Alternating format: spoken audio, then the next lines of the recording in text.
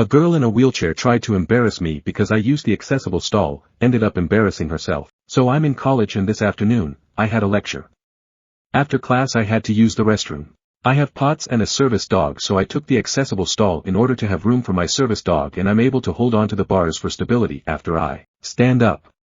Shortly after I sat down, I saw a wheelchair pull up right in front of the stall. I assumed she would see my service dog's paws underneath the door and understand that I wasn't just taking the stall just because. Well, I guess with the angle we were at, she didn't see her paws. While I was doing my business, she said, "You know this stall is for disabled people, right?" I realized she had no idea I have a disability, so I decided to mess with her just a little. I replied, "Yes, I know, thank you." And just sat there quietly. A couple seconds later she said, "You know it's illegal to use a handicap stall if you don't need it." This is absolutely not true, at least in the US. I said, "Oh really?" In a sarcastic tone, because at this point it was clear she was trying to embarrass me. I could hear several other girls giggling in the background. She said, "Yes, and I'm going to talk to the dean if you don't get out." I got up, flushed the toilet, and opened the door, revealing my very clearly labeled service dog. The other girls who were waiting on stalls erupted into laughter as the girl in the wheelchair went bright red. I gave her a snotty little smile and said, "Your turn." As I walked out, she turned around and started apologizing profusely while I washed my hands. I said, "I just really hope you don't ever do that to someone who has a disability they can't prove to you on the spot." And I walked out.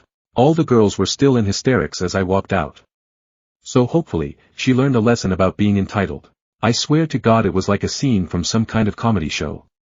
I walked back to my car laughing hysterically. Stories number 2. Would I be the asshole to divorce my wife after she said she wanted to send our son to a conversion camp? So, first of all I'd like to thank everyone here for all the help and advice I've gotten under my post and in direct messages. Sorry if I couldn't answer to everyone, there was just too many fucking people lol. So I posted something about my wife wanting to send my son to a conversion camp 2 days ago. First of all, some people told me to show her videos and documentaries about what happens there, but this argument has been ongoing for more than a week now. I've showed her things and she won't budge. Really bad update if I can be honest, so let's get into it.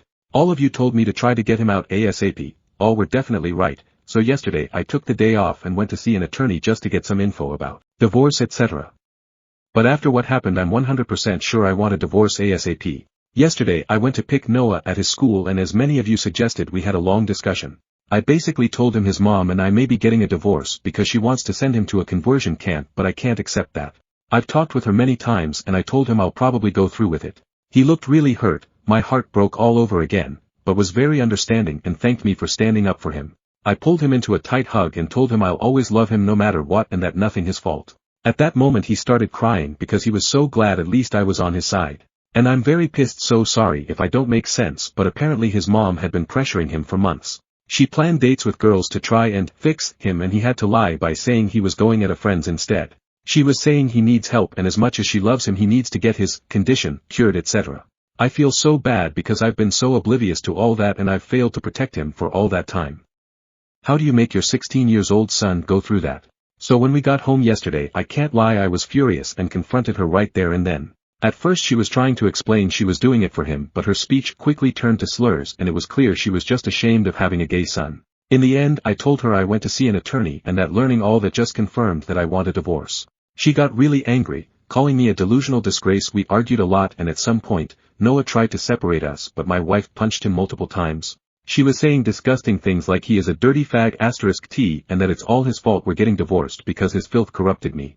My daughter who was prob in her room came to see what all that commotion was about and was rightfully horrified and quickly called 911 when I told her to. Long story short, the cops got there and took her away. She was very reluctant to go because she was not in the wrong and they needed to let her go. I explained everything to my daughter and she doesn't want anything to do with her mom anymore. Right now I'm in the hospital because my soon-to-be ex-wife broke my to tease someone while I was restraining her. I should have probably went as soon as the cops took her, but I don't care. My son was crying. With a black eye and split lip, they are checking for any concussion, and obviously the only thing I cared about was to comfort him because I can't even imagine what it can feel like being beaten by your mom for being gay. I'm planning to file for full custody OFC and my kids don't want to see her ever again anyway. Given all the charges she's facing I hope she won't stand a chance against me. I just sent a mail to my attorney and I hope the procedures will be fast. I've also thought of getting CPS involved but I'm not sure they will really help. Like I cannot understand how you can grow so resentful of your own kid because of something they can't control. Even I had pretty strong opinions about it, but as a father it is my role to unconditionally love my kids, and so I learned about the topic and changed my way of seeing the world for him. It took some time grasping it, but I never doubted one sec the love I have for my child. I thought it was the same for my wife, visibly not. Stories number 3. Am I the asshole for canceling a surprise trip after I was asked if I would be okay with my son's stepdad adopting him? I have an 8-year-old son, Matthew. His mom is married to Gary and they've been together for a few years. My ex can no longer have any more kids and Gary really wanted some. Because of that, Gary lavished Matt with lots of attention and affection. I'm fine with it. Gary even got Matt's name tattooed on his arm. Yesterday Gary was going to take Matt on his first real weekend camping trip. It was going to be a surprise. On Wednesday, my ex said they've been working on something and wanted to discuss with me because it was going to come up on the camping trip. I asked her what the fuck was she talking about. Gary said he loved Matt and wants to adopt him as a tri-parent. In my state, a step-parent can adopt a child even if the child already has parents. Basically Gary would be an equal to me and my ex. He said he thought about it and my ex agreed. He said he is so in love with that kid that he wants to make it official. Nothing would change, and if something happened to Gary then Matt would definitely be taken care of.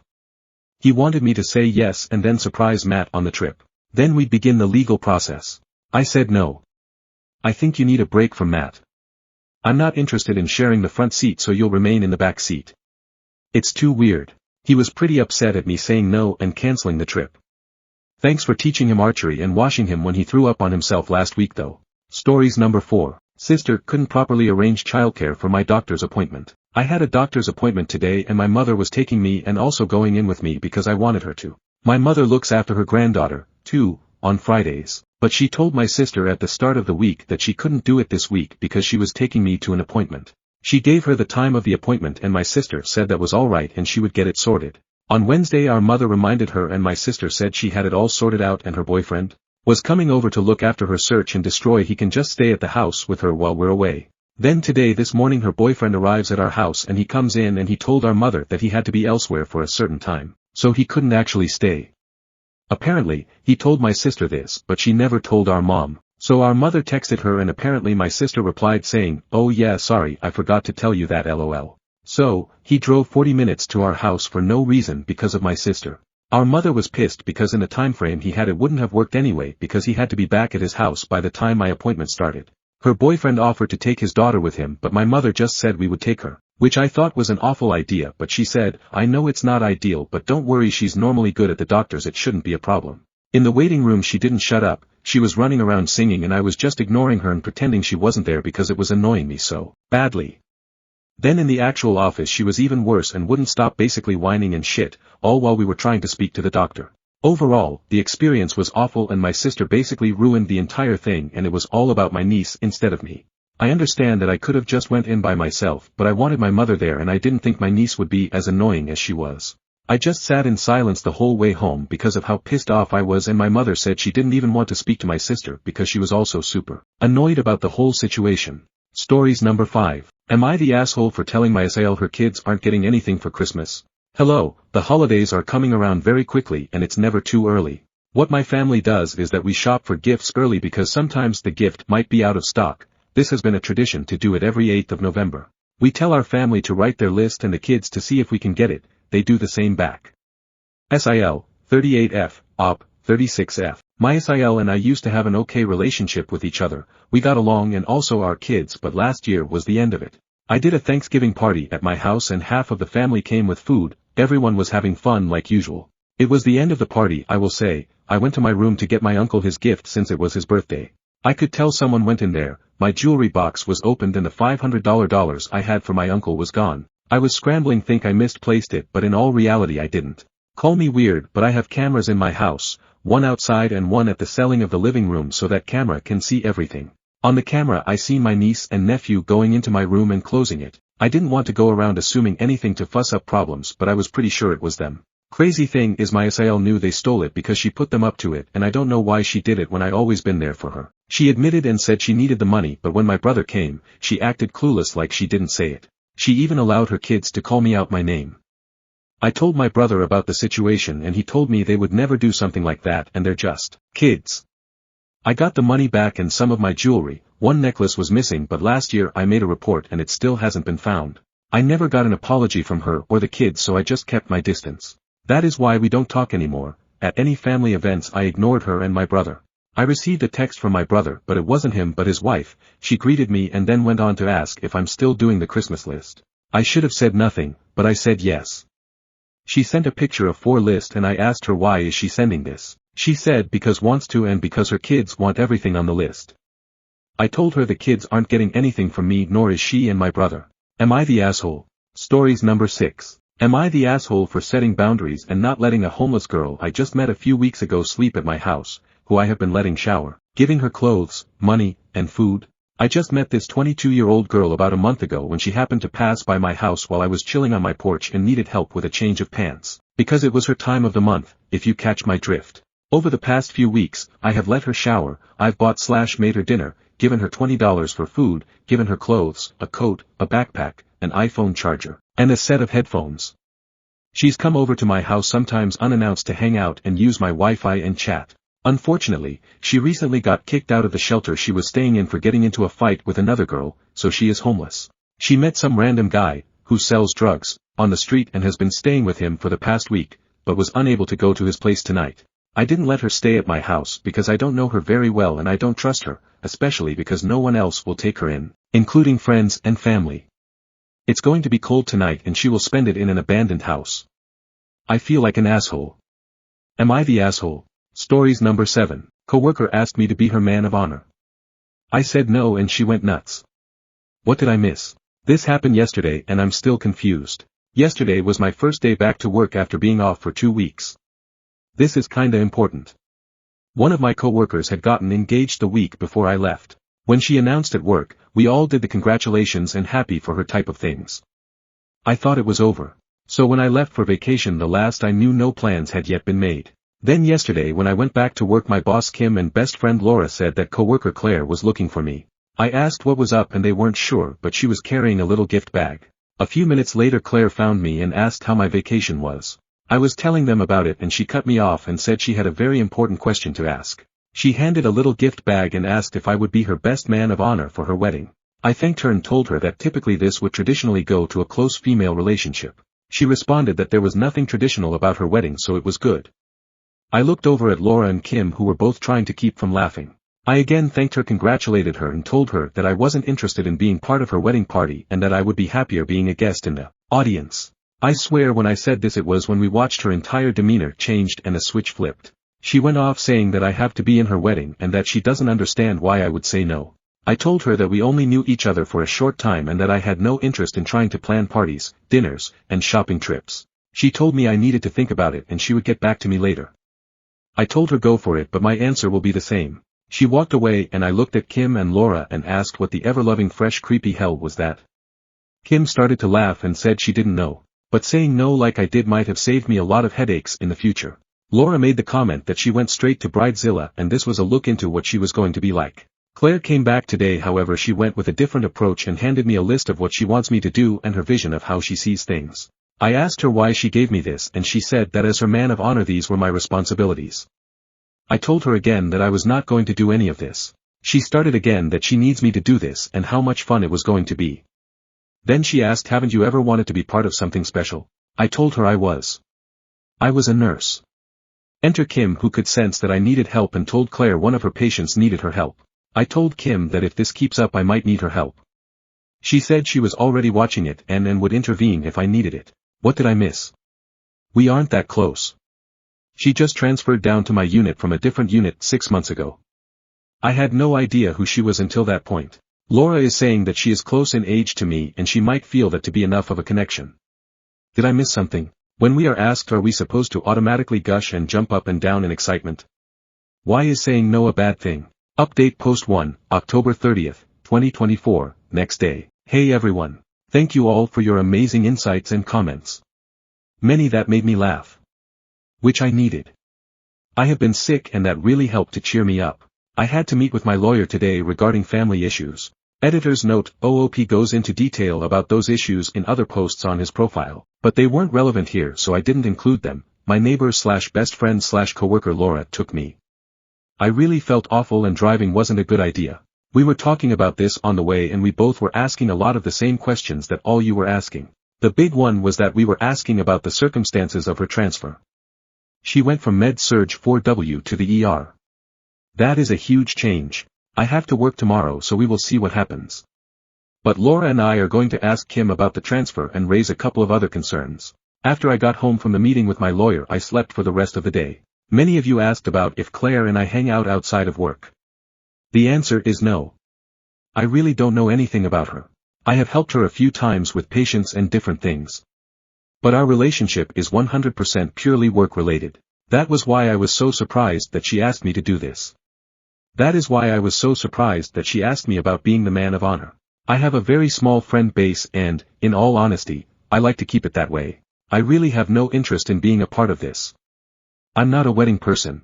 After reading so many bridezilla stories and hearing about over-the-top weddings, they have become a huge turnoff to me, spending tens of thousands to hundreds of thousands of dollars with insane unrealistic demands that turn people against each other. Why? I would rather use that money and spend that time planning my next trip or vacation. Many people said that I was being used as a token or prop in a wedding. Or a gay best friend. I never really thought about it. I admit that I'm out and proud. But I'm not going to just pretend to be someone's friend just so they can fulfill some kind of fetish they have for wanting to have a gay best friend or some kind of status she feels the need to fulfill. It takes me a lot to get offended, but if this were actually the case then I would really be rather offended. I was not put on the face of the earth to be someone's play toy. A lot of people have said that maybe she doesn't have a boyfriend. She does. She has brought him in before. If she has any insecurity I don't understand it. She is attractive, smart and knows his stuff. So I'm at a loss as to why she is acting like this. A lot of people say go to HR. I'm starting that process with my boss Kim. She is completely aware of the situation being with us when all this happened. She has told me that she is watching the situation and will jump in if I need her to. I trust her completely. While Kim and HR can control the situation from the hospital, they can't control the situation from a personal level if she were to maybe follow me home or a situation like that. So, I think that covers it all. I wish I could say this is over. But most likely there is more to come. Set your update me. Update post, November 2nd, 2024, 3 days from previous post. This intro is going to be long, but I'm telling you about this for a reason and later in this update it will make sense. I'm hoping this will be done and that this will be the last of this whole situation. I was born into a family where I was referred to as an issue that needed to be dealt with. I lived in the shadows of my sister who was the child my parents wanted. They wanted one child which was a girl. That way dad had his daddy girl and mom had mommy little princess. Then I came along. Keep in mind that I'm 23, so back then my parents had options but chose to not use any of those options. So instead, my parents raised my sister and I was raised by a nanny who even to this day is one of the biggest influences in my life and I am so grateful for her. She helped me with so much. I finally realized that all these years later that by being referred to as an issue that needed to be dealt with, that they stripped me of my humanity and individuality and self-worth as a person. I think that's why I have worked so hard to establish myself in my career and in my life. As a way to become a person again and not just be that issue that needed to be dealt with. This past Thursday things came to a head with the bridezilla known as Claire and the truth came out. My best friend Laura has been sticking close to me when we worked together. If Claire was to start something, we weren't sure if she was going to leave it alone or start up again. I was really hoping that it was done. But she had to try once again. I've been sick and I had a busy morning, so I really just wanted a few minutes to go to the bathroom, grab a quick snack and maybe breath. Claire came up and had her list and asked if I had a few minutes to talk about the wedding planning.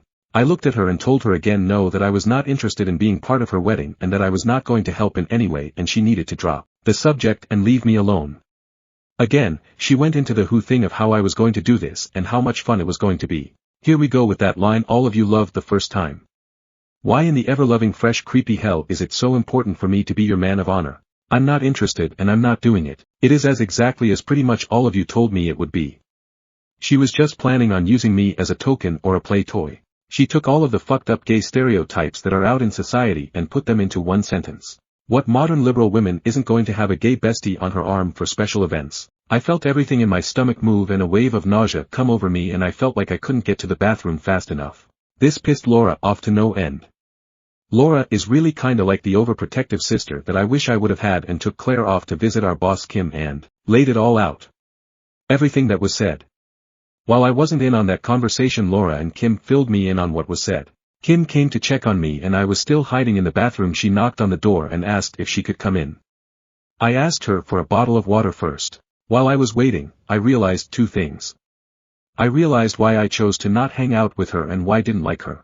I couldn't figure out why I didn't like her, just that there was something that gave me the heebie-jeebies. But I realized that I didn't like her because she is a different version of my sister. While Claire is educated and employed, she doesn't care about other people and their feelings. She is like my sister in the sense that if she wants something bad enough, she will figure out how to get it. The second thing I realized was that she did exactly what my parents did to me.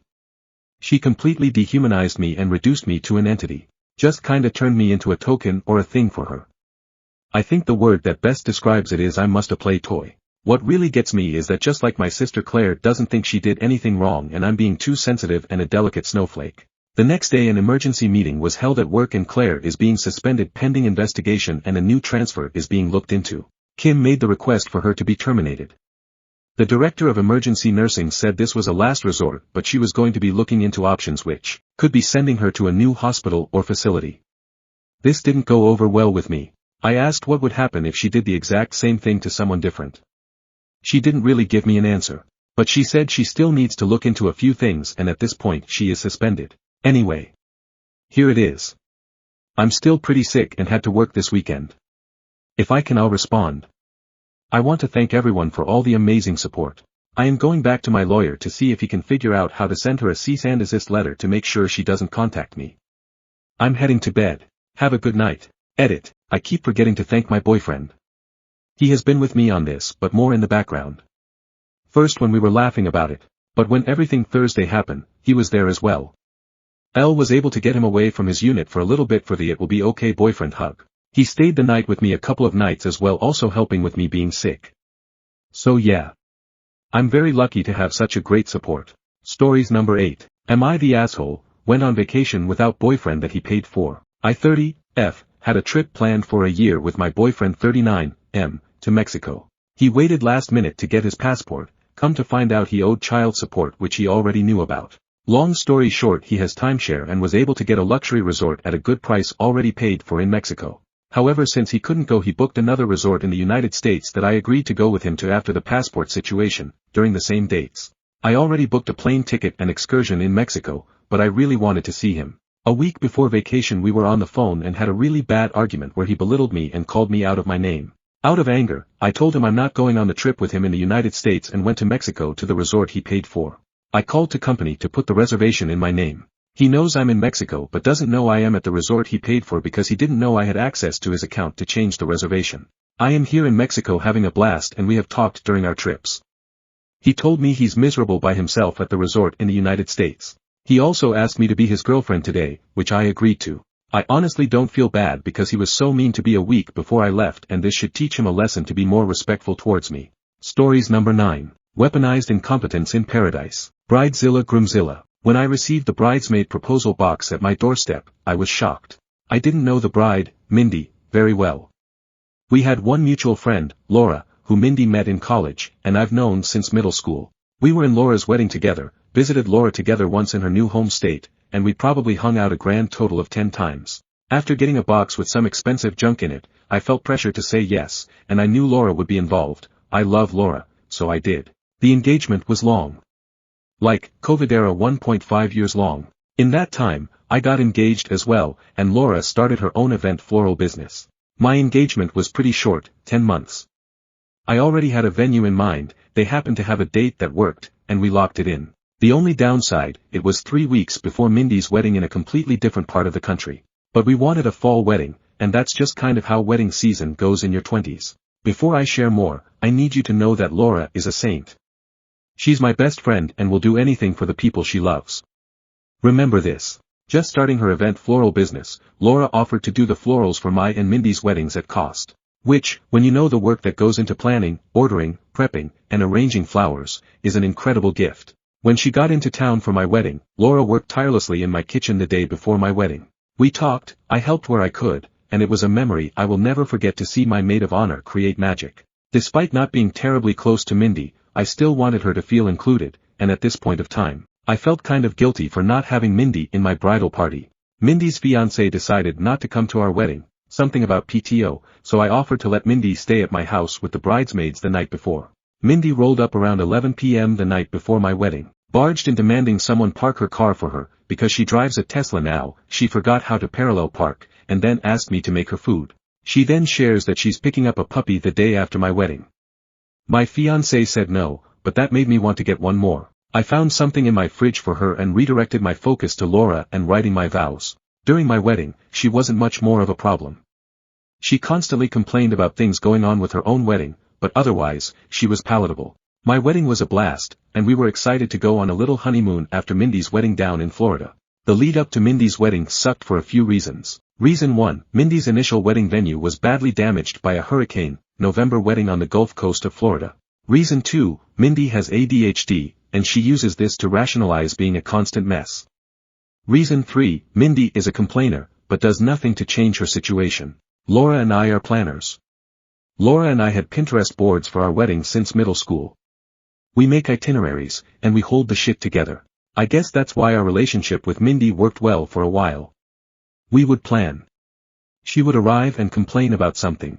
So when the venue was destroyed by the hurricane 2 months before her wedding, Laura and I hopped in the phone with Mindy and from across the country and we tried to help her pick up the pieces. Another venue was available across the street with the same company. She could use all of the same vendors. What felt like a major snafu ended up being easily resolvable. But the same decorations just couldn't work with the new venue, according to Mindy. So all of the florals Laura designed needed to be replanned and redesigned. And after the hurricane, the local floral vendor Laura was trying to work with became increasingly difficult. So the decision was made that Mindy and Laura would drive Mindy's car 5 hours round trip the day before the wedding in the morning to pick up the flowers from a different wholesale. It would be a fun road trip and a great chance for Mindy and Laura to catch up after living over 2,000 miles apart for the past 2 years. Laura and I booked a big house with a pool to be used as a getting ready spot and a place for the bridesmaids to stay together the night before the wedding. After the rehearsal, I booked a rental car and coordinated logistics with Mindy and Laura. Laura and her husband would get in later than my husband and I, so Mindy would pick them up from the airport. There was no reason for Laura or her husband to be registered drivers on the rental car we were splitting because they would be taking Mindy's Tesla to get the flowers to the next day. We would fly in, pick up the car, grab dinner with some family who happened to live in town, and check into the rental house. Mindy would bring them to the house later. Plans were finalized. Deposits were paid. Flights were booked. Plans were set.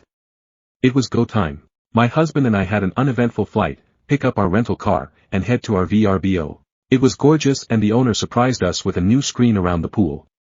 It was awesome. Looking back, I wish we would have just stayed at that damn house and enjoyed ourselves. We drop off our belongings, get changed, and bop on over to dinner with family.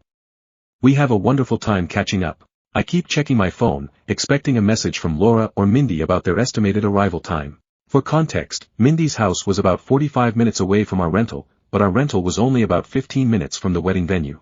It was convenient for wedding day, but less convenient to go back and forth to the bride's house. After an almost 3-hour dinner, I still haven't heard anything and it's getting late.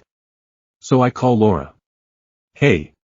Did you make it down okay? When are you guys coming to the house? Hey, we're at Mindy's. Let me check with her. Mindy says she can't bring us to the rental house anymore. Oh, okay. We'll come get you. So we drive to Mindy's. Mindy is excited and bubbly. She's talking a mile a minute about the wedding activities. We're confused why Mindy couldn't drive Laura to our rental as promised, but we decide it's not worth an argument. Laura and Mindy were supposed to go to the grocery together, but apparently that hadn't happened either. Oh, and Mindy didn't pick up Laura from the airport as promised either. Mindy's fiancé had to pick them up because Mindy got lost on her way to a spray tan appointment that was 2 hours away. Deep breathe patience. The bride has been through a lot, we say. We will be patient with Mindy. We will see her again in the morning when she drives Laura to get the flowers. Myself, Laura, and our husbands find a Walmart that's open late. We grab everything we need for a mimosa and brunch bar wedding morning, snacks, and lunches, and we head back to our rental. Laura calls Mindy when we get back to make plans for their floral road trip in the morning. Mindy can't go. She's overwhelmed. She can't drive 5 hours round trip the day before her wedding for the floral arrangements her maid of honor would be doing at cost for her wedding. I call the car rental company. We can't add additional drivers. My husband or I need to drive. Deep breathe. Okay. My husband and I were both supposed to work remotely from the VRBO that day, but now we were the drivers. The next morning, myself, Laura, and my husband drive the 5 hours round trip. We fill the car with boxes and boxes of flowers and greenery. When we get back, we help Laura process and prep the flowers for arrangement, and then we get ready for the rehearsal. The plans for the rehearsal were never finalized or shared with us. A month prior, Mindy had called me crying about not being able to find a rehearsal dinner venue. I had offered to take this off of her plate, during my wedding month, mind you, and I called around. I made her a spreadsheet of places with availability, cost, contact info, address, you name it. So when we learned there would be no rehearsal dinner, we were shocked. After a sloppy rehearsal, Mindy arrived in Birkenstocks with disheveled hair and athleisure on. We were told that we would be having after-rehearsal drinks at a brewery down the street. We walked to the brewery where we tell the bar manager, we're there for the wedding party. The bar manager politely informs us that no event has been scheduled and we're lucky they're open because they were originally supposed to be closed for a private event that got cancelled. It was buy your own beer, and hope to get something from the food trucks outside. We had planned to pop out of the after-rehearsal drinks to spend some time with other family members at a hotel bar nearby, and we were incredibly grateful they served food. When we came back, Laura and her husband still hadn't been served food, despite waiting in the food truck lines for a half hour.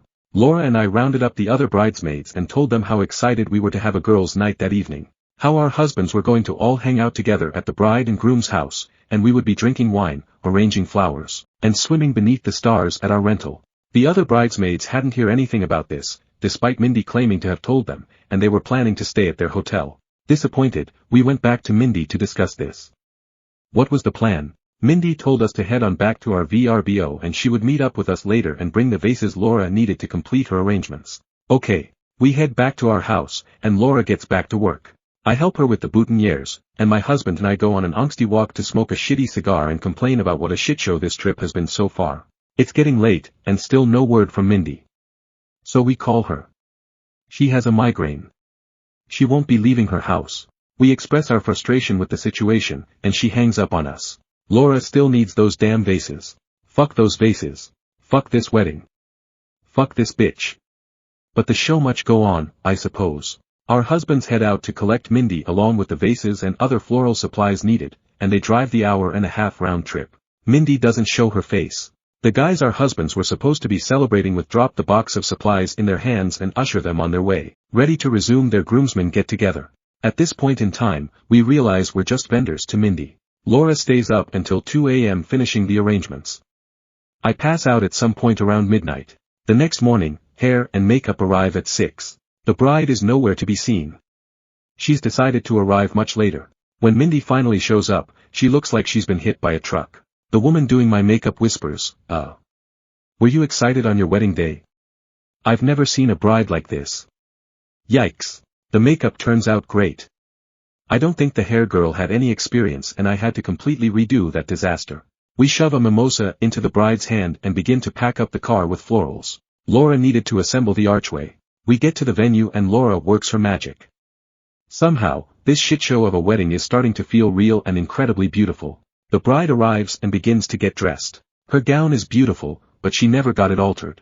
She had this dress on hand for a year and never got it fucking altered. When she bends over, you can fully see down her dress, and she's stepping on it as she walks. We begin to take photos and then Mindy trips on her dress once again. In frustration, she hurls her heels across the lawn and demands that someone get her sneakers. Her sneakers, it turns out, she never tried on, or even opened the box, because the security tag was still on the shoes and this was now making her world crumble.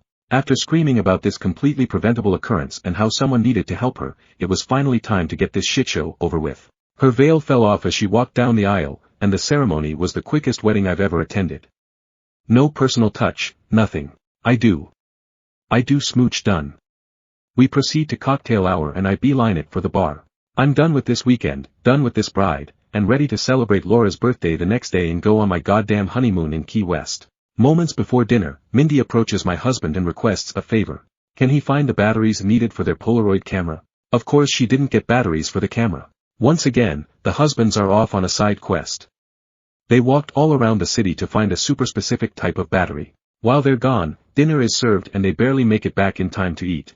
But thank fucking God Mindy has her stupid Polaroid camera in addition to the professional photographer on site. The first dance comes, the song is something Mindy got from TikTok with no meaning to her. The garter toss comes, the MC instructs all men, married or not, to head to the dance floor. The bouquet toss comes, same thing. All women to the dance floor. For the photos. Everything was for the photos. There was a big fake exit for the photos. Mindy disappeared to the bridal suite halfway through the night to sit and feel bad for herself that everything wasn't perfect and her new MIL was a bitch. To her credit, her MIL was a bitch. She wanted the entire party to stop so her grandchild could take a nap. As soon as we could leave, we did. We got back to the house, opened a bottle of champagne, and celebrated that shit show being over. But there was one more wedding activity. Mindy kept talking about a big catered brunch the day after the wedding, which also happened to be Laura's birthday. My focus was making sure Laura has a good birthday, and I didn't give a shit if I ever talked to Mindy again at this point. Laura wanted to give her one more chance, so we decided to go. The big brunch was a platter of Chick-fil-A nugs and a box of donuts at their community pool. It was a joke. When we arrived, the groom was running around trying to get some of his groomsmen to go out and buy him a suit because their honeymoon cruise had a formal night and he had nothing to wear. It was ridiculous, and Mindy just disappeared. I was done. I ushered our party back into the car and took Laura to a real brunch. We just sat in silence. I've never seen Laura more pissed in my life.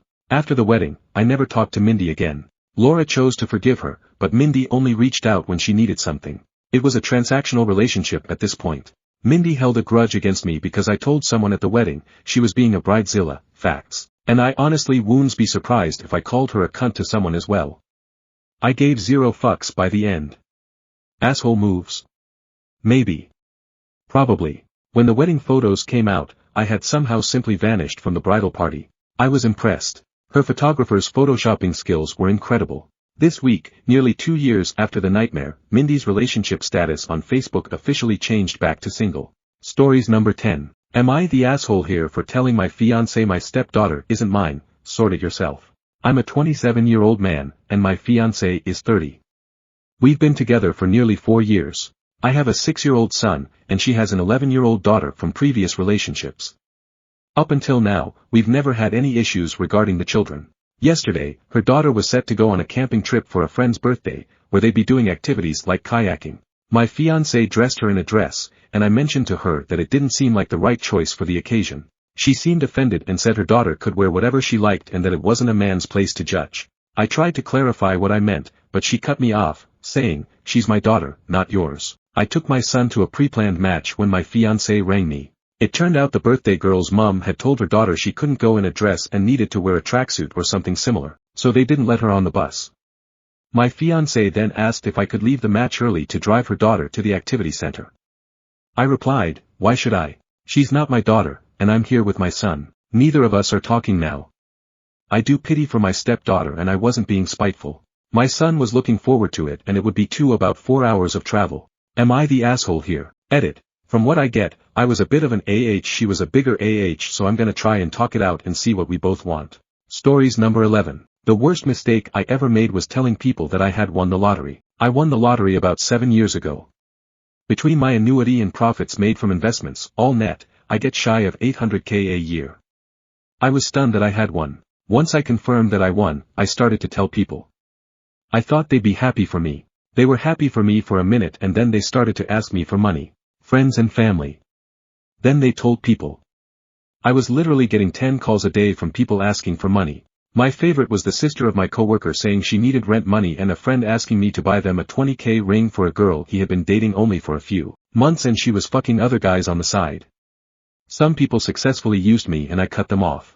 I still helped some people but I had to cut them off because they were asking me for money only to give it to others or using the money for something different. It was very traumatic. I even had a therapist try to rip me off by asking me for a cash tip after our sessions. I was spending more money on people than on myself. It's ironic that I have more money than I need yet I can't give it away because it brings nothing but problems. People make generosity not worth it. People want me to finance their best lives and have the arrangement be exclusively on their terms. I will never understand why people can't accept one thing without trying to get more. I chalk it up that people in my life had no respect for me.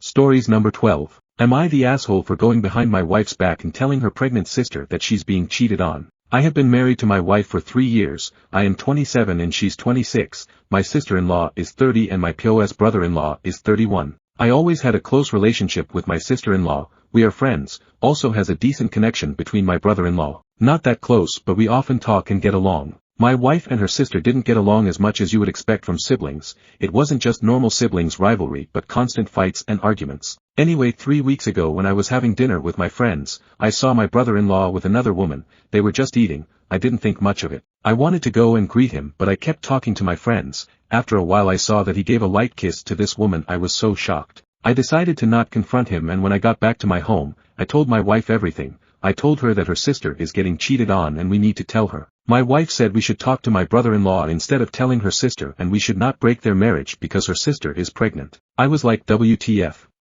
So what is she's pregnant?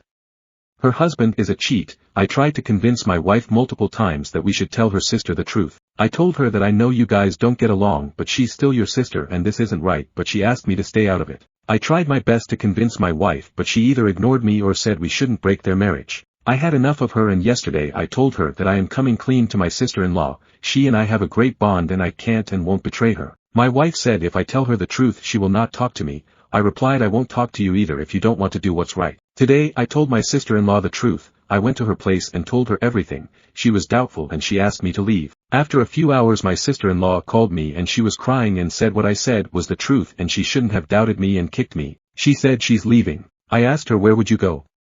Do you have money?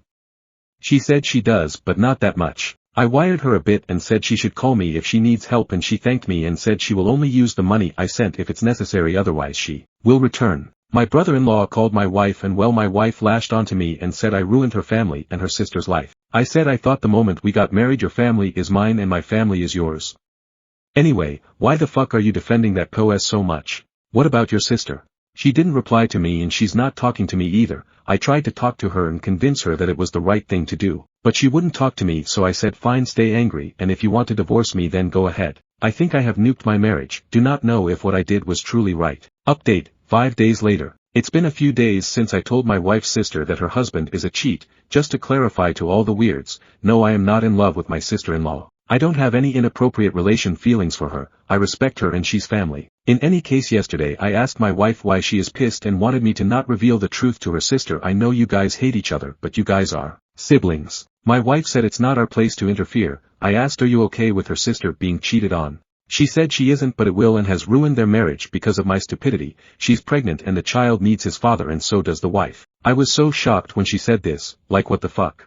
I asked her, if I were to cheat on you would you forgive me? She said yes. I also asked her if she ever cheats on me would she hide it from me. She also said yes to that. I was so shocked. I asked her if she knows what she's saying. She said yes and she's confident. Just because you had sex with someone else doesn't mean everyone else has to suffer and break the family. I had no words to say. I told her that I also sent my sister-in-law money. She started screaming at me and said I shouldn't have helped her despite knowing she doesn't like her sister. I said if that's what she thinks then it's better if we just divorce. She got angry and screamed fine and started packing her bag. I tried my best to stop her from leaving. I told her that I love her and I just did what I felt right. Nobody has to suffer betrayal like this. She said wasn't the right time. I asked her, so when should we tell her the truth? After she gives birth? Because it will worsen her PPD, or years after she gives birth?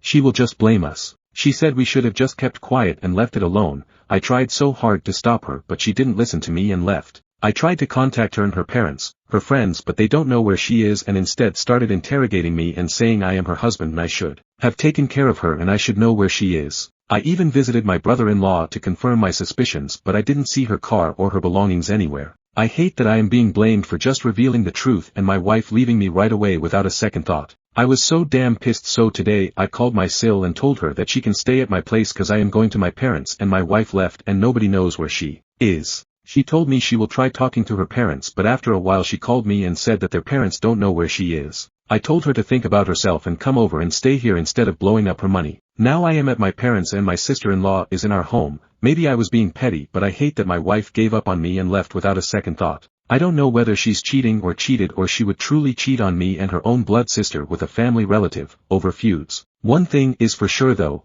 I cannot trust my wife anymore. She hurt me. Stories number 13. Mother accidentally used her child's social security number on rent application which had an auto loan on it. The child's credit was 437 since she wasn't paying the auto loan. We denied her and she applied again with the correct SSN, claiming the form auto-populated with her child's SSN. The last four are the same -1 number. Anyways, her credit using her own SSN was only slightly better, maybe 570 or so, and we deny her again. She calls and emails restating that she def qualifies for this place, and I tell her she's terrible for messing up her child's credit and no one is believing her. Story about the form auto-populating BS. Before she messes up her other 2 children's credit, is there anything I can do? She already admitted to using her child's social security number accidentally over the phone, but I can see she's obviously gone as far as accidentally getting an auto loan in the child's name, and I want to report her. Advice? Stories number 14. Neighbor was stealing water from my supply, so I ruined him. I live in Asia, and just purchased a new house. Now, the previous owners were family friends who needed cash urgently and haven't been living in my country for nearly 3 years. So I got it for a great price in the middle of the capital city. The sale was finalized at the start of this month and I moved in right after. The house was definitely a fixer-upper, as the previous owners had left mid-renovation and the main door was locked with just a padlock, not even a door lock. The house had no gate, meaning anyone could just walk right on in. The first day I moved in, someone's bike was parked in the garage. I just parked it on the road on the same day I had a gate installed. An angry man was knocking on my gate later and I didn't bother answering, but through my window I could see him giving up and taking the bike after 15 minutes. So already, I wasn't digging the neighborhood. But I didn't have any incidents after that, aside from people not knowing that this was no longer an abandoned house. So my gate was blocked more often than never, but a no parking sign on my gate fixed that issue. Last week, I was having a shower in my bathroom and I noticed my water pressure was lower than usual. I also heard my next door neighbor's water pump going. Now this neighbor, an old guy, lived in a 3-storied house, the first being the lowest and the one he lived in. The other 2 floors were rented out to tenants. This guy wasn't happy about the house being sold, and voiced many concerns to my friends, the previous owners. He was super angry about it, and my friends did warn me, but I'm a 6-foot guy with 3 dogs. No way he was doing anything, and yep, he didn't. So with this living situation, a water pump is needed to pump water to the tanks on the roof, since the public supply's pressure is not enough to get it up 3 stories. Now, I heard the water pump going and immediately was suspicious. Sure, coincidences exist, but it wouldn't hurt to check it out. I waited till his pump turned off, and then turned on different taps in the house. Sure enough, the pressure was back to normal. This made me even more suspicious, but if he was stealing water, it also made sense. The water bills had been going up over the years this house wasn't lived in, but the house also had some water leaks. So it was chalked up to that, even if the bills were too high to be caused just by leaks. Now it's starting to make sense. At some point in the last 3 years, this old miser thought he'd save the cost of paying for water, and waltzed into the property and is siphoning water from my lines. I couldn't find where exactly he was siphoning water from, but after checking my pressure multiple times, I was pretty sure. So I sat on it for a few days, thinking if I should confront him, go the legal path or just let it be. Now, water in my country is very cheap. My total bill, even with washing 3 animals, a car every week and watering my garden only cost like $5 per month, even with the neighbor also stealing some of it. But it wasn't about how much I was paying or who was paying for it. It's about entitled old people who think that they're deserving of using other people's resources without paying for it, and then getting away with it. It didn't sit right with me, and I really wanted to teach him a lesson. What I did was really simple. I just turned off my water from the mains. I wouldn't have to break into his property, nor would I be breaking any laws. It was the best way of getting back at him without needing to even lift a muscle. So on Monday, just 4 days ago, I waited till the pump flicked on, and turned off the supply. Now, the way household tanks work in my country, is that there's a ball valve in the tank which detects the level of water and turns on the pump. If the level doesn't increase, the valve stays open, which electronically sends a signal to the pump to stay on until the level gets to a point at which the valve closes and also shuts off the pump. However, the level wasn't increasing, and anyone knows that starving a pump of water isn't a good idea. This way, my expectation was that I'd burn out his pump and cause issues with his tenants. What I didn't account for is that his pump running constantly would mess up the fuses by constantly drawing power overnight and absolutely destroy his wiring. If he decided to upgrade his household wiring to a more modern standard, this would have been prevented. This house clearly still had 90s-era wiring. At around 3 a.m., I heard all residents in the house waking up and talking in hushed voices about why just their house in the neighborhood doesn't have power or water. I found out about the power part, because the tenants devolved into shouting at their landlord. Our tenant protection laws are very important, and power and water are classed as essential even on a state level. Cutting those services are grounds for lawsuits, unless due to weather or some other unavoidable reason. In this case, the landlord is responsible for keeping the house wiring up to date and in good condition, alongside the supply of water. So, the tenants were not happy and one of them immediately moved out 2 days later when it was informed that water and power will not be returning the very same day this happened. Both tenants in the 2 floors lodged a complaint with the police, and if a person is in clear breach of laws, the police have the authority to fine or penalize the person without a court judgment. It can be challenged in court if the person thinks that they were unfairly penalized, but they still have to pay the fines and will only be refunded if and when the court finds the fines unlawful. So now, the landlord lost both tenants and has to pay a fine of $500, which is a lot of money in our country. He also has to refund the security deposits of both tenants, and cannot rent out until both issues are fixed, which will cost him more money. As of right now, he's moving out on Sunday to his daughter's place since he cannot afford to live alone. The tenants were his only source of income, and he's a retired mechanic, so he has no other income. He did find out why the motor kept drawing power, overloaded the wiring and burned out. He came by to my gate and asked me if I turned off my water, and I said oh yeah. My tank had a new leak on a pipe and I turned it off till the next day until the plumber came by to fix the issue. Y'all, the look on his face. He kept a straight one, but I just knew he was holding back. He just said oh okay and went back inside. Not sure if he knows I know, but I don't care because he can't do anything. I'm getting a plumber down next week to correct my plumbing and remove any pipes that leave my property. So I got rid of my water issue and a neighbor who could potentially be a pain in the ass, by simply flicking a tap off. 2 birds 1 stone I'd say. TLDR, bought an abandoned house, neighbor was siphoning water from my supply. Turned off my water supply when the motor was running, motor burned out the wiring in the house and cut off water and power to him and his tenants. Tenants lodged police complaints and the landlord got fined, is now destitute and forced to move in with his daughter. Stories number 15. Am I the asshole for breaking up with my husband because of his political beliefs? I, 28F, have been married to my husband, 47M, for just shy of 10 years and we have 3 children, 11M, 7.5F, 2M. He's an amazing man and the love of my life who I am with for a million reasons, but we've had a major hiccup in the last few days, namely the US presidential election of 2024. My hubby has always been on the conservative side, but until recently, he was more of a Romney/McCain type of Republican. A man who for example doesn't quite support LGBT rights and abortions, but is willing to see that removing these rights is wrong. He rolled his eyes when the Supreme Court struck down Roe v. Wade, but also didn't want us women to protest said decision because it would disrupt the public order. This changed when he saw Trump's debate against Biden, which impressed him so thoroughly that he became a full-blown MAGA supporter. He immediately went to the courthouse to rename our youngest son to Donald using a forged version of my signature and bought a MAGA hat for himself and some stickers for his truck. His previously moderate beliefs turned very radical as well. I told him that Trump is a rapist who wants to take our ability to vote away, but he replied with that both of those are good things, because according to my husband, rapists make good presidents as they know how to take things for themselves without getting caught up on things like feelings and compromises. Furthermore, he doesn't want to vote anymore because he's autistic and voting booths make him overstimulated. This all came to a head when the media announced Trump's victory a few days ago. He came home all jolly and danced around the living room before hanging up an AI-generated poster showing a picture of the female genital anatomy with a lock and chain over it with the subtitle Your Body, Our Choice. I was really taken aback by this and told him to take it down, but he refused. This led to a huge fight that ended with him storming off to his parents' place. To cool down, I went on X, formerly Twitter, and stumbled upon the 4B movement, which resonated with my feelings and made me follow its leader. Today, he came home with an anticipating look on his face and he asked me if I was willing to fuck our problems away. I immediately replied with a no and showed him my new 4B members card.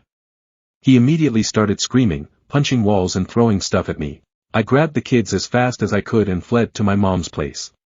From there, I called a lawyer and will serve him with papers tomorrow. His parents called me shortly after I left and demanded I give their son another chance, because he was really emotional and didn't mean it. Now I'm wondering if I want to go through with the divorce.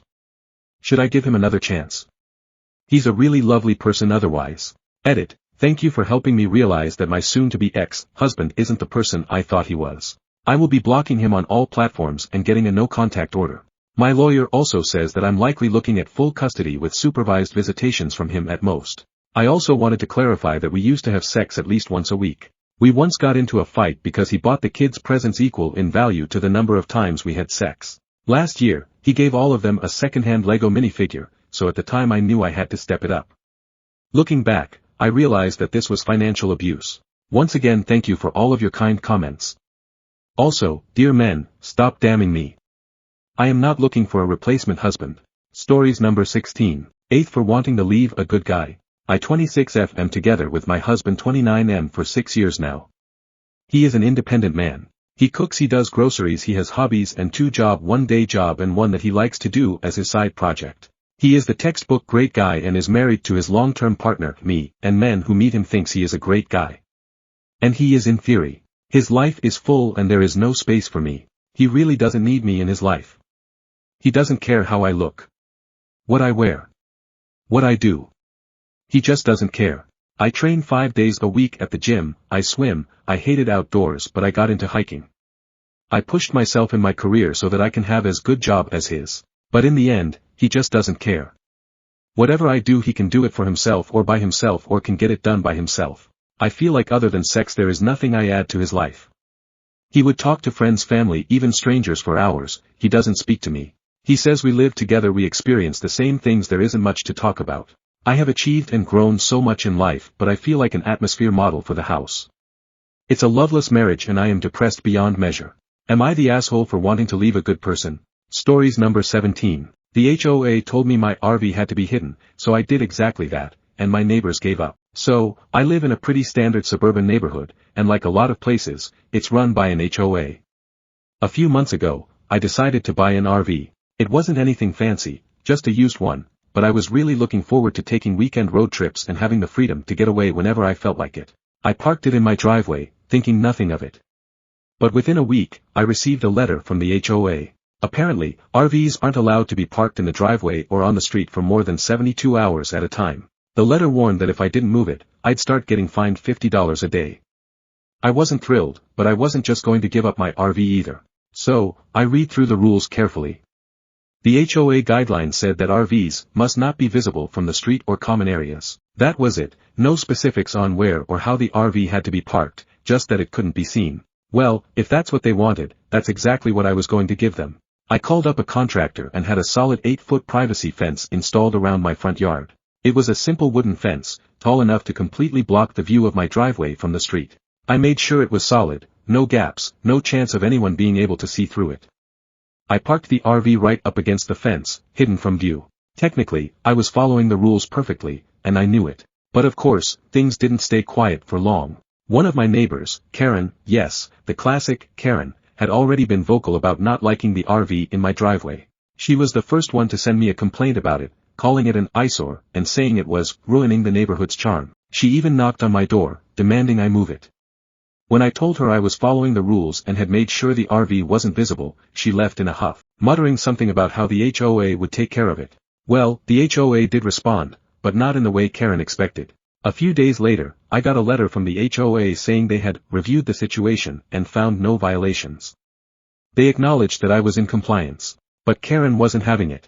Over the next few weeks, she went around the neighborhood, complaining to other neighbors about how the RV was still ruining the community's aesthetic. She was convinced the HOA just hadn't caught on yet, and she started rallying people to get the rules changed. She even went as far as knocking on doors and asking neighbors to send complaints to the HOA about my RV. I started getting passive-aggressive comments when I ran into neighbors. One said, "I'm sure the HOA is going to change the rules soon enough." Another just sighed and said, "This isn't what this neighborhood is supposed to be about." But every time they complained, I just smiled and said, "I'm in compliance with the HOA's rules. I'm not doing anything wrong." But Karen wasn't done. A month later, she went straight to the HOA board, trying to rally a group of neighbors to push for a rule change to make sure no RV could be parked anywhere in the neighborhood. She got a couple of others on board, and they started sending in complaints about how my RV was ruining the neighborhood's curb appeal. So, the HOA called me in for a meeting. I was a little nervous, but I knew I wasn't doing anything wrong. When the HOA arrived, they started walking around my yard, looking for the RV. After a few minutes of confusion, one of them finally said, "So, you're still parking the RV here?" I nodded and pointed toward my driveway, where the RV was hidden behind the fence. I told them, "Yes, it's still here, but as you can see, it's not visible from the street. I'm following the rules exactly." The HOA reps stood there for a moment, looking frustrated, because there was no way they could argue with that. After a long silence, one of them sighed and said, "Well, I guess we can't do anything about it if it's not visible." That was the end of it. The HOA couldn't do anything more, and Karen and the other neighbors had no legal ground to stand on. But Karen wasn't ready to fully give up. A few days later, Karen sent me a message. I guess you win this round, she wrote. But I'm watching you. I'll be keeping an eye out for any mistake or violation, and when I find one, I'll be right on it. I smiled to myself. She could keep watching all she wanted, my RV was hidden, and I was in full compliance. After that, things quieted down. No more complaints, no more passive-aggressive comments. Karen may have been eyeing me, but there was nothing left for her to do. TLDR, HOA told me I couldn't park my RV where it was visible, so I built an 8-foot privacy fence to hide it. Neighbors complained, but after the HOA confirmed I was following the rules, they gave up. Karen sent me a message saying, I guess you win this round, but I'm watching you, but that was the last I heard. Now, my RV is still parked, hidden from view, and no one can do anything about it. Stories number 18. 32 years old, never worked, no education, no contacts, morbidly obese, psychotic illness, autism Asperger's. How do I turn around my life and reach my dreams? Is it too late? I'm 32 years old, never worked, no education, no contacts, morbidly obese, autism Asperger's. I still live with my mother and plan on doing it as long as possible. Right now, I can barely take care of myself. I'm 194 centimeters tall and currently weight 145 kilograms, my highest weight was 158 kilograms. Been morbidly obese for 8 years now. I have psychotic illness too and I have received antipsychotics for about 10 years now, however I plan quitting the medication because I have read that it lowers one's life expectancy. I really need help. You could save my life if I get on the right track and succeed. My biggest regrets in life are that I didn't take my high school studies seriously, was also sick and struggled with the social part too, and just isolated myself, ate crap for many years, no exercise, just sat in front of the computer wasting my time. I could have studied programming or some valuable skills instead of wasting my time on internet doing nothing important at all. My basic income is about $1,000 per month. Because I live with my mother and don't have to pay for rent, I'm able to save about $500 per month. My plans for the next 3 years: reach a healthy body weight, 85 kilograms, within a year and maintain it. Exercise daily for at least 30 minutes, exercise bike. Maybe sign up for a gym sometime next year and force myself to train as hard as possible there 5 days per week. Learn to eat better food. I have been living on mostly highly processed foods for much of my life. Learn to plan. I'm clueless when it comes to planning your day. I feel overwhelmed when I try to study something. I have no idea how long I should study something and break things down. I have no study technique whatsoever. Prepare myself to finish the remaining 12 high school courses required for higher education. I plan on self-studying these subjects, then try to test off as many of them as possible when I get rid of my income. In my country, there is a 2-year trial period that allows one to try to study/work while you can still get back the basic illness income if you fail. However, I'm worried that even if I manage to successfully finish my studies and maybe also find some work, that I will get sick or fail again, after the 2-year trial period, then there is no way back to my basic income of $1,000/month. Spend lots of hours researching what I want to study 3 to 5 years in university after I finish my high school education and what skills are needed for jobs I find interesting. Right now I have no idea what I want to focus on. Learn more about investing. My goals in life are the following. Live as long as possible. Earn as much money as possible and become financially independent as fast as possible, preferably before age 50 even if it seems impossible. Maybe, just maybe, try to find a partner when I'm in my 40s. However, I have no plans on getting kids. Be able to travel at least once a year. Have some sort of online side income/hobby that has a potential of earning more money and where I'm able to work remotely. My questions for you: what would you have done in my situation? Are my goals realistic? Or is it too late for me? Is it too late to have good career if one finishes university at age 40 to 42 with no prior working experience or skills and a completely empty resume? Is there something I can spend 10 hours per week on now already that has the potential of getting me a job/passive income in 3 years' time? 10 hours/week for 3 years is about 1,000 hours. What would you spend that time learning something online that can become a full-time job or generate passive income in 3 years? I struggle to find out what I should focus on that gives me the best chances of succeeding and don't waste my time. Above all, I'm terrified of an early death because of my severe overweight and my psychotic illness, and being on antipsychotics for almost 10 years. My interests are sitting in front of the computer/music/film/investing, the latter I'm still a newcomer to. Stories number 19. Am I the asshole for holding a grudge against my brother for calling CPS on me? The backstory: I, 26F, live in the basement apartment to my parents' house. I have 3 kids, 3, 5, and 7, and while my kid's father is not around now, he was at the time this all happened. I have a brother, 23, who I have never gotten along with. I think our age difference was just enough distance for us to have different interests always. My brother spent almost the entirety of his teenage years in and out of mental health institutions. Since becoming an adult, he has basically never worked, is trying to get disability for some reason, even though he's perfectly capable of working, and for over the last year has been living in my parents' camping trailer on the side of the house we all live in. The basement apartment I live in, at the time, didn't have a door at the top or bottom of the stairs. All we had was a curtain at the bottom for a little bit of privacy, but there was no noise buffer so we could hear everything happening upstairs and they could hear everything that happens downstairs. We have to walk up the stairs and through the living room to leave the house.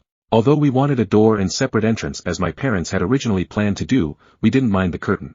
My husband-kid's father was very strict. He was raised in a household with clear boundaries and that's how he was raising our kids. I wasn't always 100% on his side with how he talked to the kids or gave out consequences, but I have never been worried about their safety with him. Here's where everything changed. In January of this year, my family had just sat down for dinner, when I heard my mom yelling down the stairs for my husband and I to come upstairs to have a talk. We were confused, but went upstairs and essentially came under attack from my brother. He said/yelled a lot of things all the way from we beat our children, to our kids are all going to kill themselves when they get older. He said that the way we are raising our children was abusive and neglectful. He said gentle parenting is what my kids need while he doesn't have any kids and has rarely spent time around any kids in general. We were completely blindsided, and even more so that my mom seemed to agree with my brother. I was not raised with a gentle parent and I'm way nicer to my kids than my mom was. We argued for about 10 minutes before we headed back downstairs and tried to figure out what just happened. Other than an occasional spank, more of a pat on the butt if something more serious happens, we don't put hands on our kids. Our go-to consequence was always doing quiet play time apart from the other kids, or sitting in the corner for 5 to 10 minutes. My brother recorded the entire conversation from before we even came upstairs. He called CPS and reported things like how we beat our kids, my husband hits me in front of the kids, and that all of our children are autistic and neglected, which is definitely not true. From dealing with house visits, my children being interviewed at a children's center, and this entire thing stressing out the entire family, my other siblings included, I was broken. The stress I went through made me lose half my hair and I was crying constantly for weeks, thinking my kids could be taken from me because of what was reported. Ultimately the case was opened and shut. None of the claims were supported and I've tried to ignore the fact that my brother still lives rent-free on the side of the house I should feel safe in. Here's my question, my brother's birthday was yesterday. I have not spoken to him once since the whole ordeal went down but my mother seems to think he's owed at least a happy birthday from me. I absolutely disagree but I'm heavily biased. Am I the asshole for still holding this grudge almost a year later? Edit. I live in my parents' house but pay $750 for rent every month. That's about as much as I can afford. I truly wish I could move out and I've been trying to find more ways to make money. 2. That I truly believe my mom supported my brother because he threatens suicide any time someone opposes him. I am versed in mental health and the way he acts is very manipulative. 3. My ex-husband was strict in the way like if he told the kids not to touch something, they had one chance and then after that it was quiet playtime. He set clear boundaries and stuck by them. I was the one who would be more lenient with the kids. He also had a naturally loud voice. I'd step in to tell him to soften his tone sometimes. Stories number 20. I broke up with my therapist and she called me unprofessional. She's been my therapist since August so I feel like we didn't have the provider-client bond anyway. When we'd meet, she'd ask me the same questions and would leave me little to no room to speak about what I wanted to speak of. When I asked if I could talk about my grandfather who passed away, she told me that I should speak with my mom since she already knows about him. That's really when I told myself that I'd just stop attending therapy because like WTF if I wanted to talk to my mom about it I wouldn't be asking during our session. Also, our hour-long sessions would last only 20 minutes because she'd never let me speak, she'd ask about work and home that's it. She scheduled our next appointment for 3 weeks later and during those 3 weeks we had a work event my boss wanted to bring his new girlfriend. Believe it or not my therapist was the girlfriend. I just felt so weird and the day of our appointment I called her and told her that I don't feel comfortable seeing her anymore. She told me that I was being unprofessional for waiting until the day of our appointment to let her know because she would have tried to make it work. Stories number 21. Am I the asshole for continuing to touch my friend's hair when she repeatedly asked me not to, in middle school? Learn from my mistake. I am 28 now, but I have an anxiety disorder, and things keep popping up on my feed that remind me I fucked up lol and I don't know I need to get it off my chest. In school I was a social butterfly.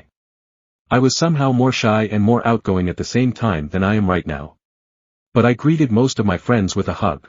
This friend and I had a history class together where I sat behind her. She is mixed, like me, but I'm half Mexican, she's half black. She had really soft, really curly hair. And I touched it. And she asked me nicely many times not to. But it didn't get through my thick-ass head. Until one day she refused to hug me, and then I understood how serious she was. And then I stopped. I could come up with a million excuses, but in the end I just didn't respect her boundaries. And I feel like an ass ever since. As an adult, when I learned this was an experience specific to black women, that whole thing took on different meaning, and I felt bad x 1000. Me and her didn't really talk much after that. I was too awkward to face her, and she never made an attempt which was fair. I knew that then too. I tend to have a terrible memory with these sorts of things, where I was wrong, or said or did something, I hold on to the negative.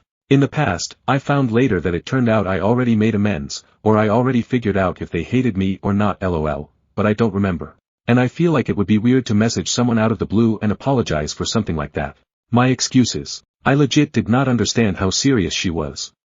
People who got mad at me, like siblings, would get mad.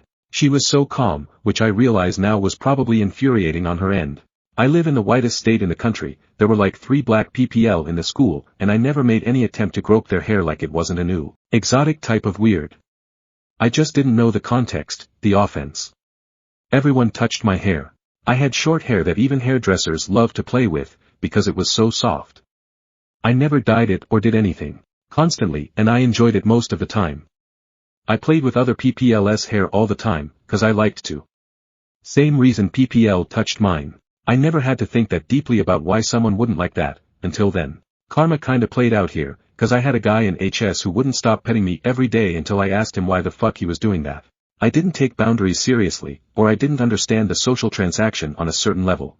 I usually had my boundaries crossed, and when I got upset was told to calm down and just let it happen basically, or to stop being loud about it. Things like people poking me, taking my seat, saying rude things, because I would freak out. Maybe another reason I didn't register how upset she actually was, I was on a couple different meds for epilepsy, still finding the best one. Besides being an adolescent, diagnosed ADHD, epilepsy meds also affect mood and behavior. I had rage issues at one point, and am almost positive it probably made me an annoying asshole in a lot of ways. All excuses though. And like most of my lessons, I learned that one the hard way. I always do my best to improve myself.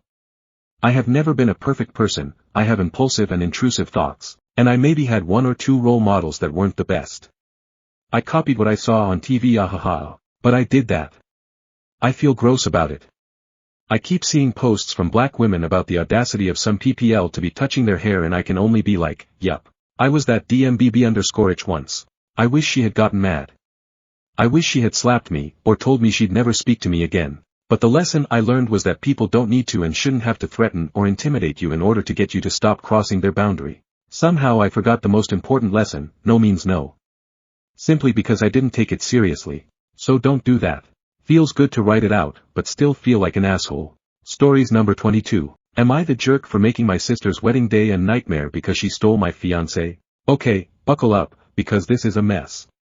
I, 27F, have a fiancé, Jake, 30M, and my sister, Emily, 25F, was always super close to both of us.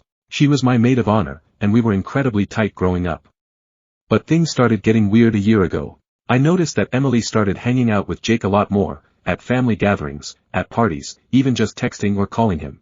I brushed it off, but deep down, I knew something was off. Fast forward to 6 months ago, and Emily confessed to me that she and Jake had kissed.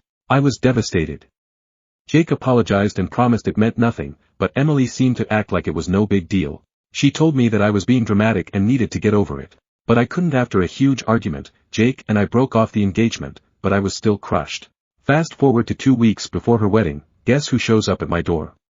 Emily. She confesses that not only did she kiss Jake, but they've been seeing each other in secret for the past 4 months. She begged me not to tell anyone, because, you know, it was too late to cancel her wedding and she didn't want to lose everything she'd worked for. Naturally, I lost it. I told her I wasn't going to ruin her big day, but she was dead to me. So, I did what I thought was the only option. The day of her wedding, I showed up to the venue uninvited, with a group of our extended family members who all knew about the affair, and I ruined the whole thing. I pulled her aside during the ceremony, told the entire guest list about her affair with Jake, and asked everyone to leave. She screamed, cried, and tried to stop me, but it was too late. The fallout has been insane. My family is split down the middle. Some say I was right to expose her for what she did, while others say I'm the selfish one for ruining her day and her entire future. Now, my parents are threatening to disown me, and Emily says I've permanently destroyed her life. Stories number 23. Am I the asshole for telling my MIL that she doesn't deserve my kids' accolades when she has not ever helped them get where they are? ETA, I just want to say that MIL has never been nasty to my kids. If you came over on Sunday you would think she is an average granny. She makes supper, she has conversation. She gives gifts for holidays and birthdays. It's more about where she throws attention. For example, when my youngest was 12 he had an accident on his bike. Pa, my FIL, my parents and my sibs all rushed to the hospital. Granny could not make it because it was wash day and she didn't want to leave the dryer on in the house. Could she have stopped the dryer? I guess not. Son was in hospital for 3 days and had surgery on his knee. She didn't come once and had a lot of excuses. She did send gifts and she called a few times to wish him well and to tell him she loved him and was thinking about him. Contrast that to when my niece, SIL's daughter, got in a fight at school and lost a tooth. Granny literally left dinner in the oven with oven on and raced to the ER to make sure she was okay. She stayed the whole time, and then paid for her to get a dental implant so that her smile would not be affected too much. Another fun one, every time we invited her to elementary award/graduation she would tell us that she thought they were silly and didn't come. She would always send a gift. We invited her to Len's award night senior year which was a big deal because she was giving a speech for a pretty impressive award, and she told us that she could not make it because it was the same day as Steffi's elementary graduation, which was previously silly and not worth attending when it was any of our three. I feel bad like I'm keeping score or something, but it's just always like that. My kids have noticed her absences over time, possibly because Pa seems to make an effort to be there even when she is not. I really sound petty. Maybe I am the AH. I need to do some self-reflection. Update, kind of I showed my hubs this post. He wanted me to note that he did not exactly tell me to apologize. I asked him if I should apologize. He doesn't care one way or the other but said if I value my relationship with his mom, then I should probably apologize because I intended to be disrespectful. He also said he doesn't care one way or the other and would be fine if we never go over to his mother's again. He also said he can acknowledge that he was an asshole for not sticking up for Len in the moment. We have decided to just let it simmer. They aren't doing family dinner this week, next week we are out of town, the following week is Thanksgiving and it's our year with my family. After that, we will decide the next course of action. I told him that I would like him to address the elephant in the room, favoritism. He said he doesn't want to because his mother will deny it and gaslight and cry, and he's honestly rather not go over there ever again than deal with that mess. He said he will just invite Pa over for beers and sports a few times a month. LOL. My MIL favors her youngest child and her children. That is fact and there are a million examples of this as my kids grew up, but since it never bothered my husband and since I have a big enough village, I never said anything about it. When my kids started to notice the blatant favoritism, I told them that Granny loves all of her grands the same, but that Josh and Steffi need her attention more and they never really question things. Since they didn't seem too deeply bothered, I let it ride.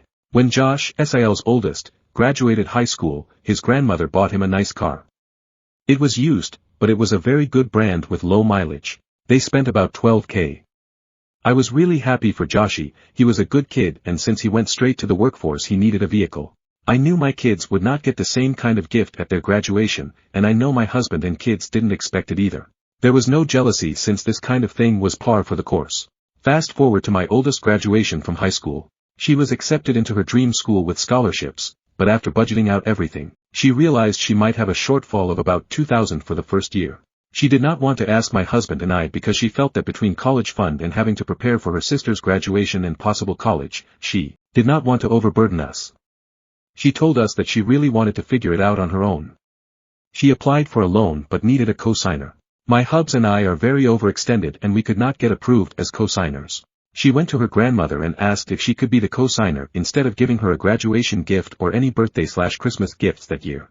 She explained that she would definitely pay the loan since it was a relatively small amount and her grandmother would not have to worry about her defaulting. She's a super responsible kid who has always been a hard worker.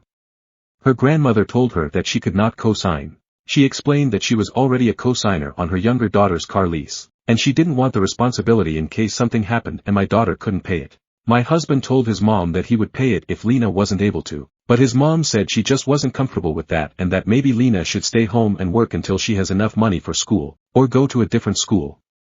No big deal. Lena went to one of our close family friends who immediately co-signed for her, no questions asked. All is good.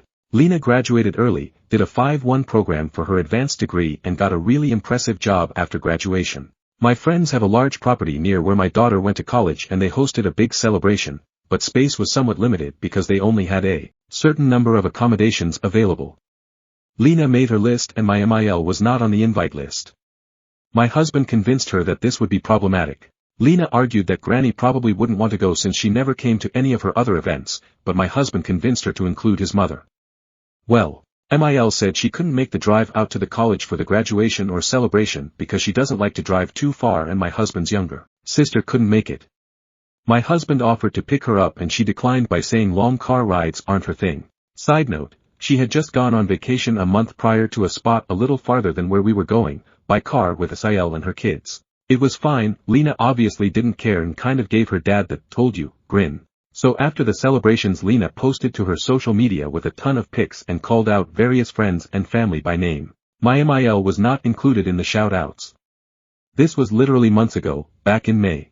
SAL recently showed MIL the post and MIL called husband to ask if Len was dense or trying to be hurtful since she named my parents, but not MIL. My husband doesn't do any kind of SM, so he was clueless and put her on speakerphone to ask me. MIL said she was very hurt that Len seemingly went out of her way to exclude her when she talked about her amazing family and even included people who were not blood relatives. But not her.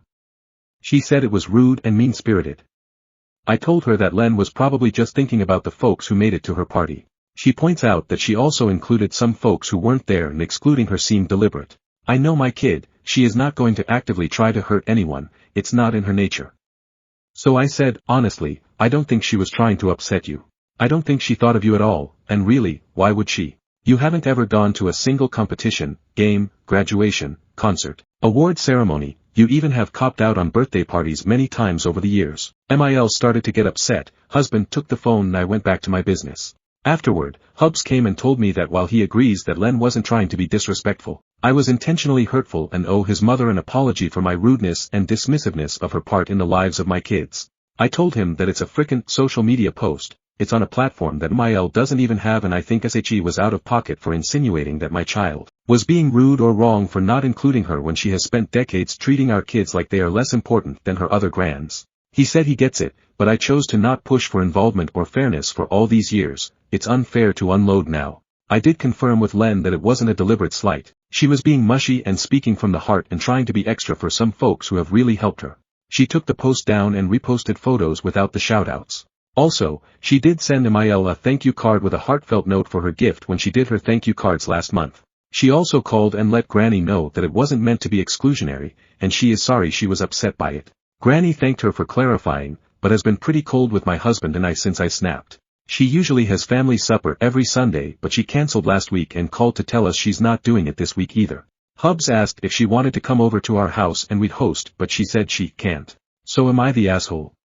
Should I apologize for getting snappy when I've actively made the decision to let the favoritism slide forever?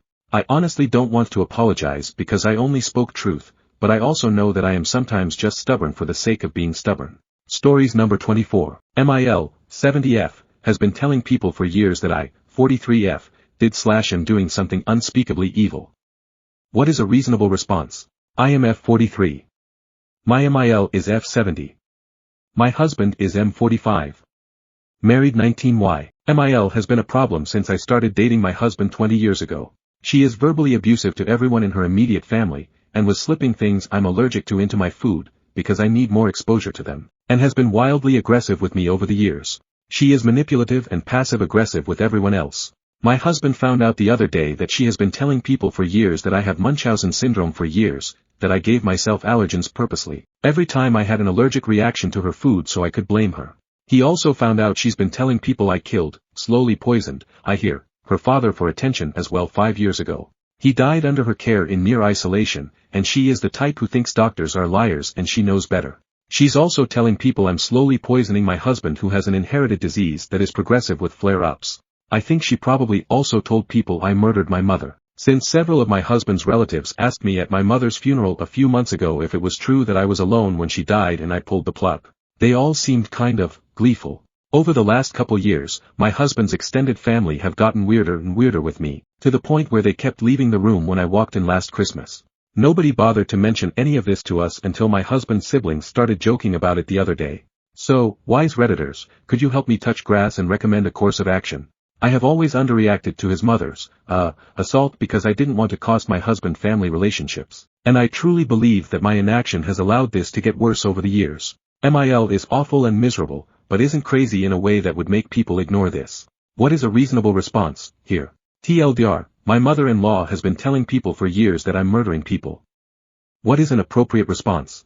Stories number 25. Am I the asshole here for telling my fiancé that his family will be the reason why we don't get married? Advice needed. Me 26F, and my fiancé, 26M, have been together for 3 years and we have a 1-year-old. His family has always had something to say about our relationship even when we first started dating.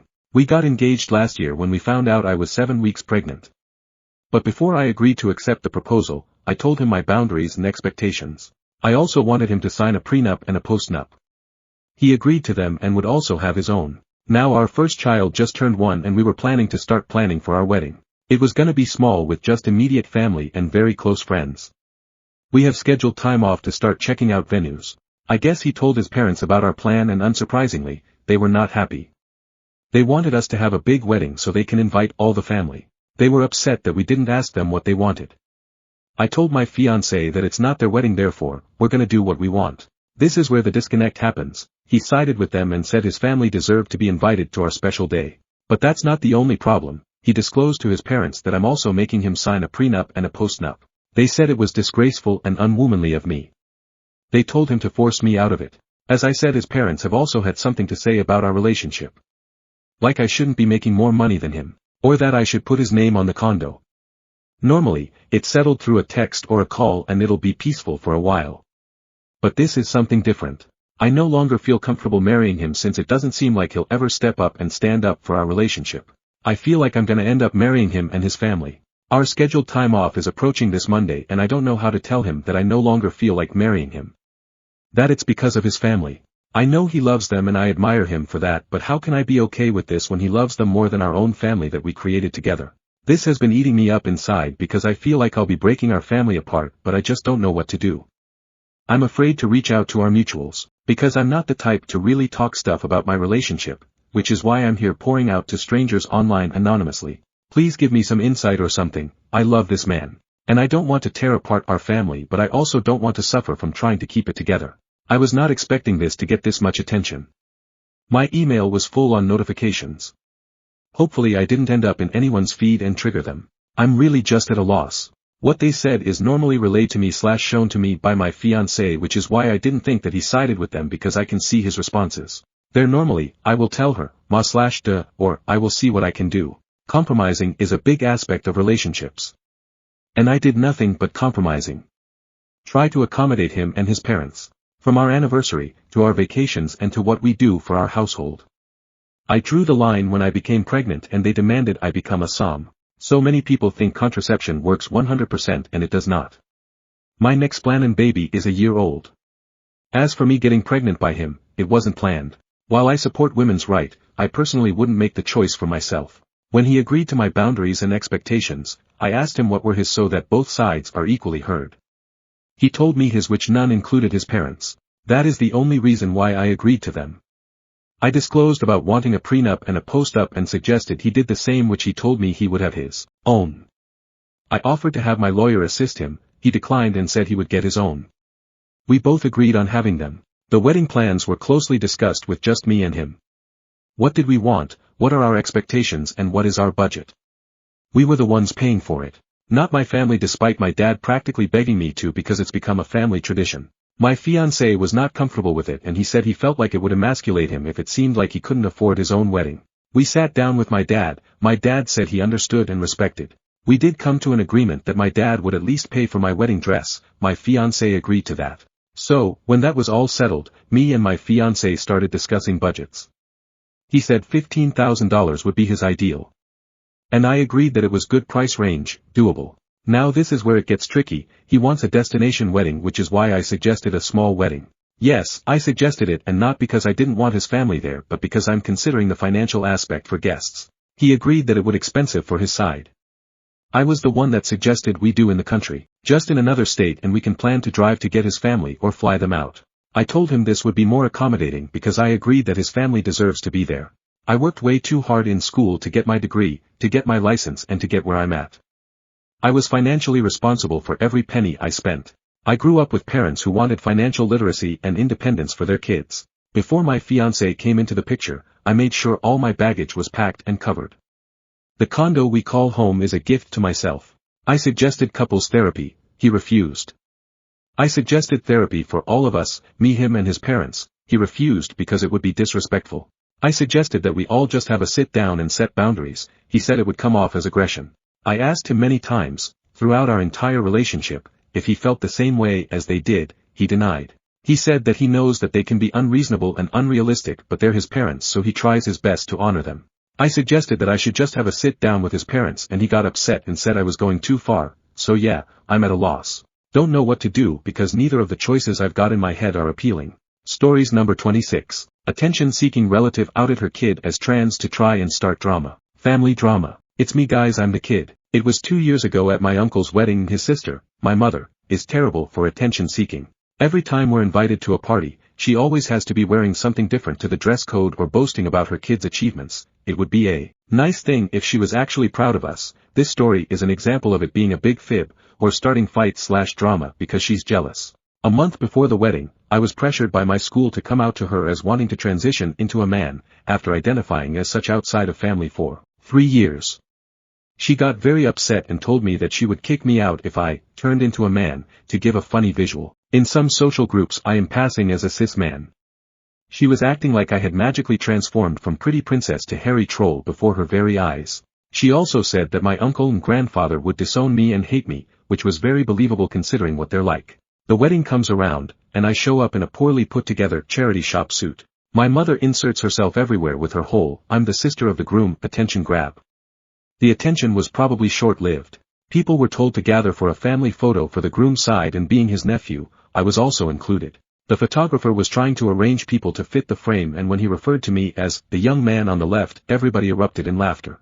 The picture was taken, and soon after I very faintly hear my mother start talking to a distant cousin, telling her how I want to be a boy now. I try to ignore it and leave to find food.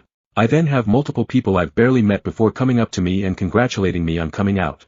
Obviously, she had been gossiping to people about it as some awful way to try steal the spotlight, which was fucking ridiculous because she literally told me that the groom and his father would kick off if they found out. And here she is spreading something very serious and important about me like bloody high school gossip. Not to mention she was acting all proud over me finding my true self, when she herself literally threw a massive hissy fit over it. Somehow, the groom and his father didn't hear about it, which were the three I was most worried about. When her plot for attention failed, she soon went to her hotel room in a huff and never came back out. She also tried to make me feel bad for her about it, which was crazy. With her gone, I actually had quite a nice time partying and socializing with relatives. I usually have bad anxiety at these events, but her leaving was a huge weight off my shoulders.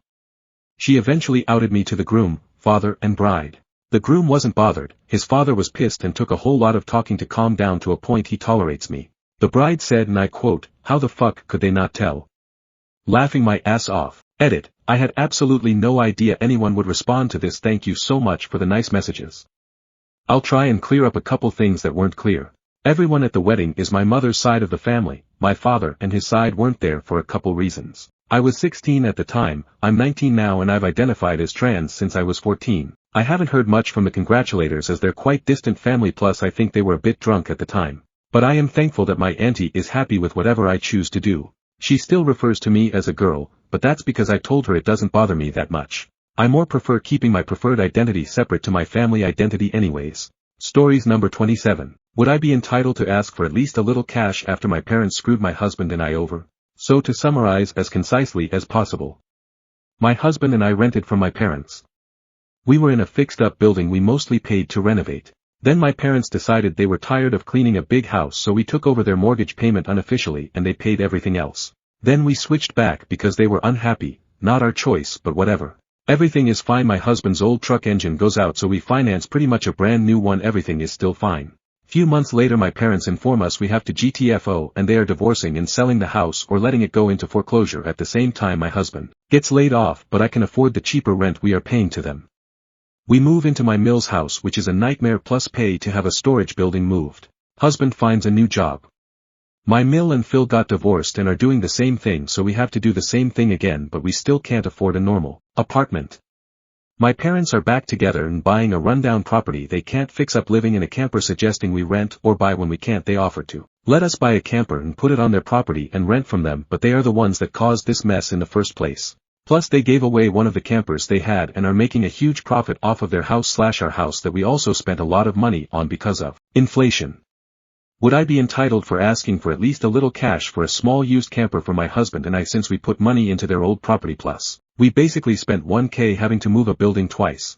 Stories number 28. Am I the asshole for what I said to my fiancé's dad's wife? My fiancé, 27M, and I, 26F, are engaged and right now we're still planning our wedding. I'm walking down the aisle with my two brothers since our parents are both sadly passed, and my fiancé wants to have his older sisters walk him since he doesn't see why we both can't walk. And he wanted to include them as much as possible. He also wants to dance with them during our reception.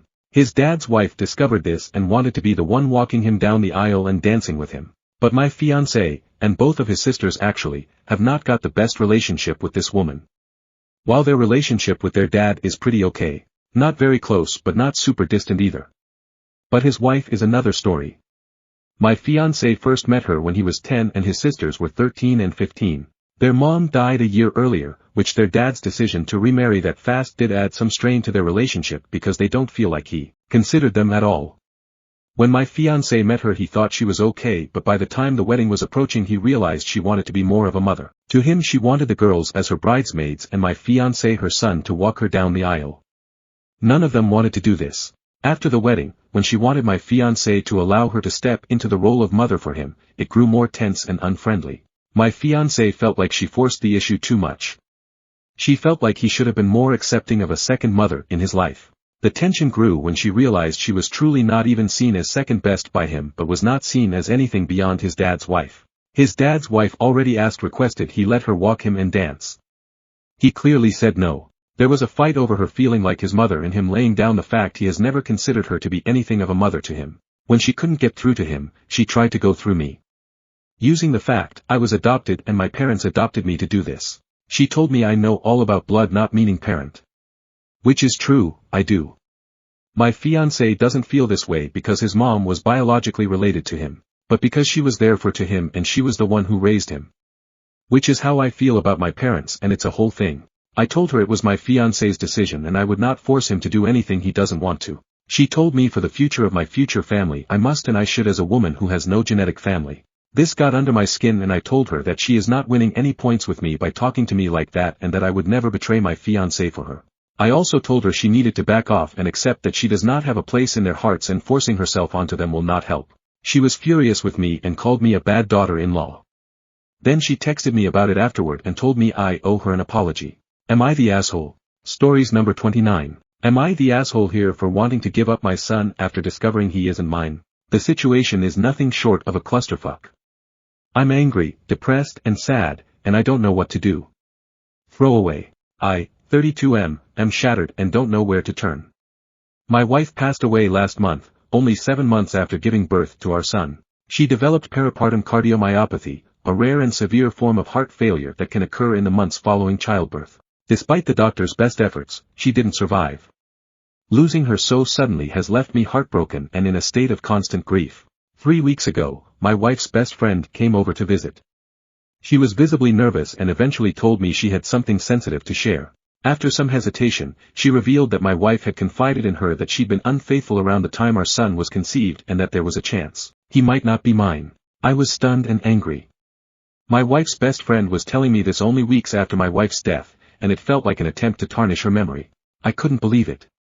I told her to leave and not to come back, convinced she was lying or trying to shift blame onto me somehow. The whole thing felt like a betrayal, and I tried to push the thought out of my mind. But once the idea was planted, it wouldn't go away. I kept wondering, what if she was telling the truth? After days of tormenting myself with this possibility, I decided to get a DNA test. It wasn't an easy decision, I felt guilty for even considering it, but I needed closure. Yesterday, the results came back. My worst fears were confirmed, my son isn't biologically mine. Now, I'm in turmoil. I loved my wife, and I wanted to believe our son was a piece of her and me together. But knowing he's not biologically mine has left me feeling lost and betrayed.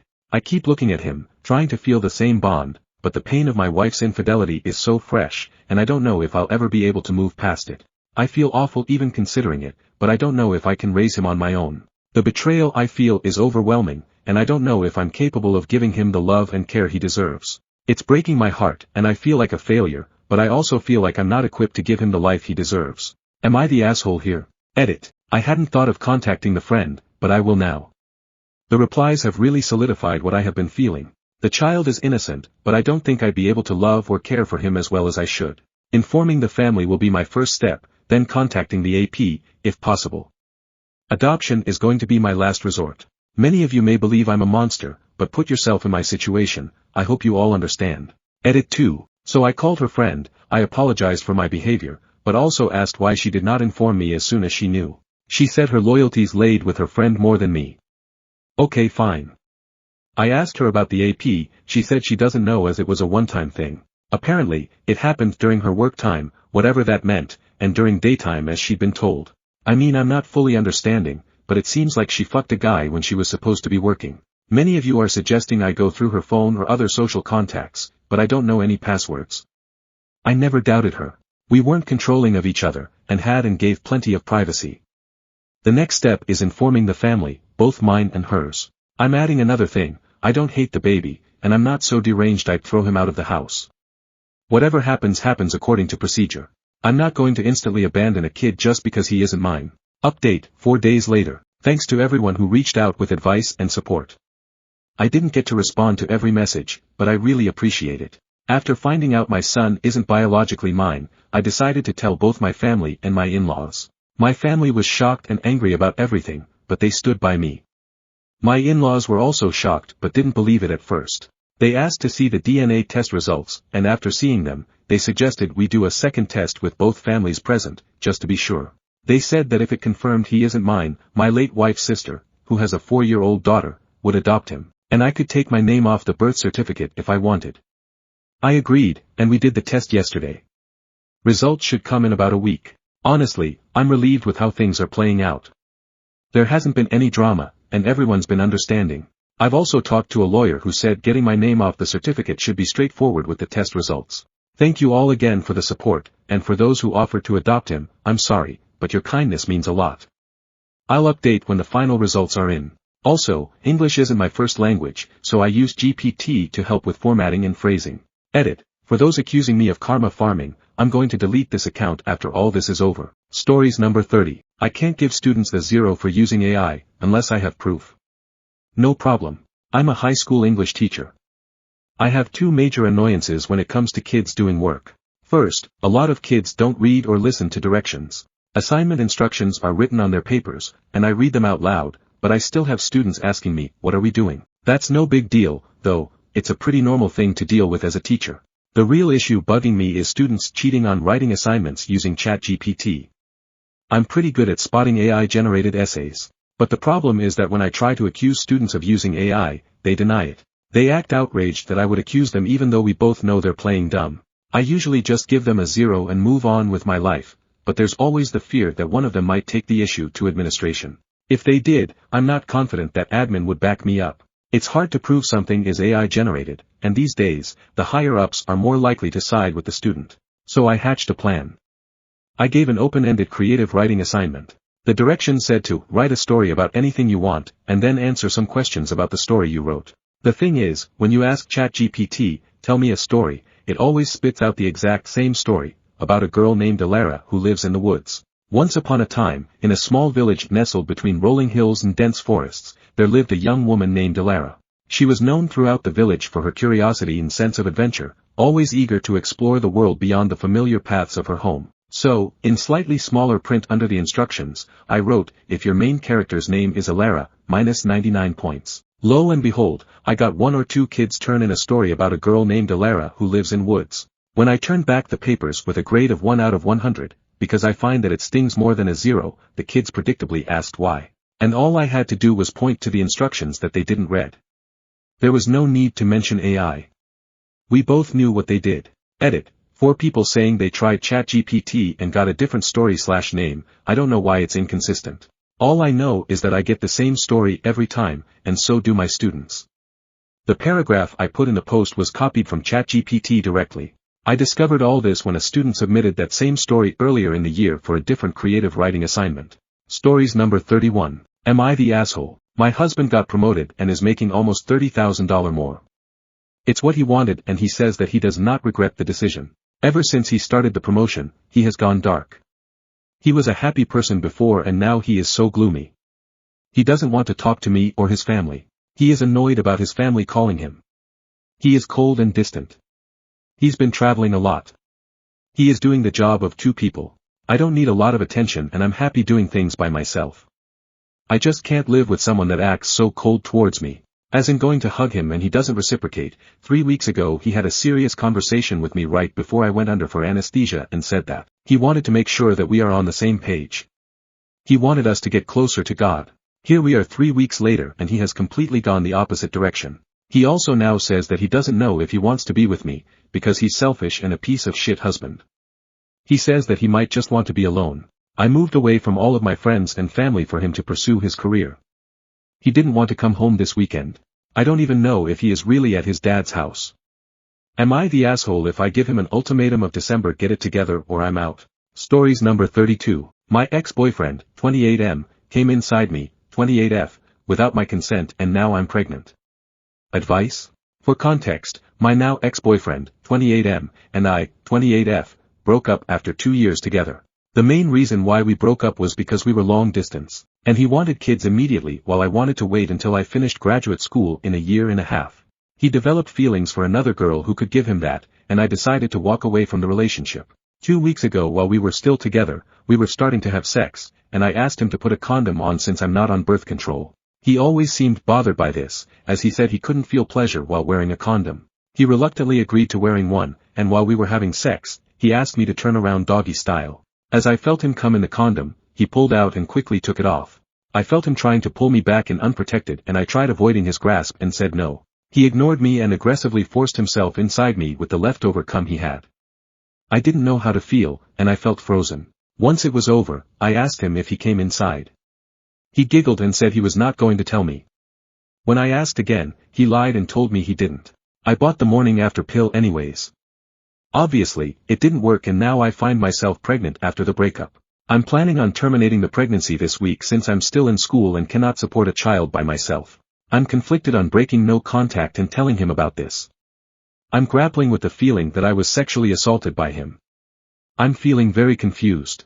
TLDR, my now ex-boyfriend, M28, and I, F28, have broken up. 2 weeks ago, he came inside me and now I'm pregnant. Thinking about terminating the pregnancy, but I don't know if I should break no contact and tell him. I don't know if what happened could be considered sexual assault. Stories number 33. This man thinks I'm Anna, but I'm not. My eyes open, but there's nothing to see. Darkness and confinement surround me in what feels like a coffin. Legs bound, arms restrained, mouth gagged. No idea how I ended up here. I fight against the restraints, desperately hoping for something to snap and release me. It's pointless. Footsteps draw closer, until they stop nearby. The surface in front of me creaks open like a door, and the room's light blinds me. As my vision improves, I see a man standing before me, staring with meticulous interest. Good afternoon, Anna, he says. I've watched you for so long. Seen you countless times leaving your house, going to the store, to work, to the gym. But now, you're mine, he finishes. And on his face, a terrifying smile spreads. I try to scream, to tell him something's wrong, that I'm not Anna. But the gag muffles every sound I make. Who is Anna? He steps out of sight, and I hear him handling something across the room. Then a shrill, piercing sound erupts. The man reappears with a drill in one hand and pliers in the other. What he did to my body was terrible and unending. Every inch of me burned with pain until everything went dark. And my eyes opened again. I'm lying on a metal bed, still in shock from the agony. Wires trail from my nose and ears. A woman in a lab coat approach and removes them. You may get up, Mr. Elliot, she tells me. My body is intact. I rise, questioning her about what I had just experienced. What you witnessed was the murder of Anna Bauer, which occurred in September 2034, she informs me. You killed her in the attic of your residence, and reliving the event is part of your sentence. I catch my reflection in a metallic surface and recognize the face of the one who caused my suffering earlier. What she went through was horrific, I tell her, tears streaming down my face. She offers a sympathetic smile. It's common to feel that way after this procedure, Mr. Elliot, she confides. But as soon as you're ready, we'll need to proceed to the next operation. There are still 12 girls left. Stories number 34. Am I the asshole for going no contact because my dad attended his, past mistress, wedding? I, 33F, have decided to go no contact with my dad and stepmom for attending my dad's, past mistress, wedding. My dad and stepmom have been together since 2003, married in 2004, creating a blended family of 6. Growing up, my siblings and I weren't always being treated the best and suffered from abuse. But despite the abuse, us siblings all still tried hard to be a family. But a few years later my dad had an affair with a younger woman. My dad created chaos in our home for months, which made my life and siblings' lives hell. Our family was destroyed, it was ugly and unsafe for children. It caused my dad and stepmom to separate, but after almost a year separated, they decided to get back together. She forgave him. Us kids grew up and eventually all moved out. My dad's mistress is someone my parents have to see regularly since they all belong to the same skating club.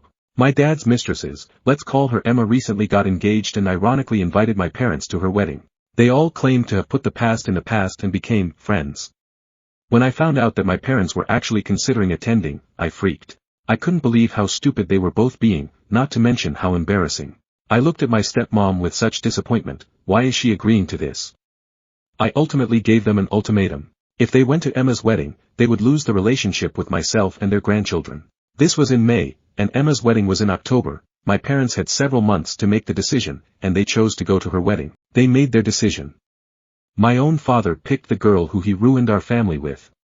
Again, over his own daughter and grandchildren. He disrespected our family and my stepmother years ago and now is continuing this pattern. It's now been 2 years since going no contact and I have stuck to my word. They lost me. A little backstory. Emma was an only child being raised by her grandfather. She was a young, beautiful, competitive roller skater with a super bubbly personality. My dad and her started skating together professionally, which meant they spent a lot of time together. In the skating world they don't really have age limits, and it was super common for partners to have age gaps. My dad introduced my siblings and I to Emma and instantly became friends. My sister and I loved spending time and hanging out with Emma. She soon became a little sister to us. She slept over every weekend. She kept clothes at our house. She was even in our family fall pictures. We basically took her in and gave her a family she never had. And if you got this far reading, yes, I am talking about a teenager. A girl around my age. My dad was having an affair with a child. I and my 3 other siblings have all held on to this secret in order to keep my dad from going to jail over the years. But now that I'm an adult and have my own children, I feel disgustingly guilty for not reporting him at the time this happened. To this day this girl, Emma, denies everything, but here's the thing, my dad already admitted to it. Emma is the true victim. It's not every day your friend's dad grooms you for years. So am I the asshole? Update. Because people seem to be concerned what my relationship with my dad was like before 2 years ago, we didn't have much of a relationship. I hated him and my stepmom for so much more than the Emma issues. I was a kid being abused, brainwashed and manipulated and controlled by dad and stepmom. I always viewed them as monsters. Teachers at school started picking up on things and called CPS numerous times. But my parents had good jobs, a beautiful house, and we always had food and clothes. In the county's eyes we were taken care of, but behind closed doors I was physically and emotionally, verbally abused for years. The physical abuse was the worst. This is so much deeper than everyone thinks. I have gone several years without being involved in their life. I kept them at arm's length. I moved away, started a family of my own. Their role as parents were broken years ago. I only refer to them as my parents for this post. Over the years my siblings and I have gone to therapy and have gotten help and still do to this day. The wedding was the last they were gonna affect my life. Cut off to me means dead. They died in my eyes 2 years ago. I know I suffer from post-traumatic stress disorder, and will continue to get help for this. I came to this page to simply get this off my chest. My 3 siblings and I have been silenced so long, this is me taking it back. Stories number 35. Me, 21F, with the family I nanny for.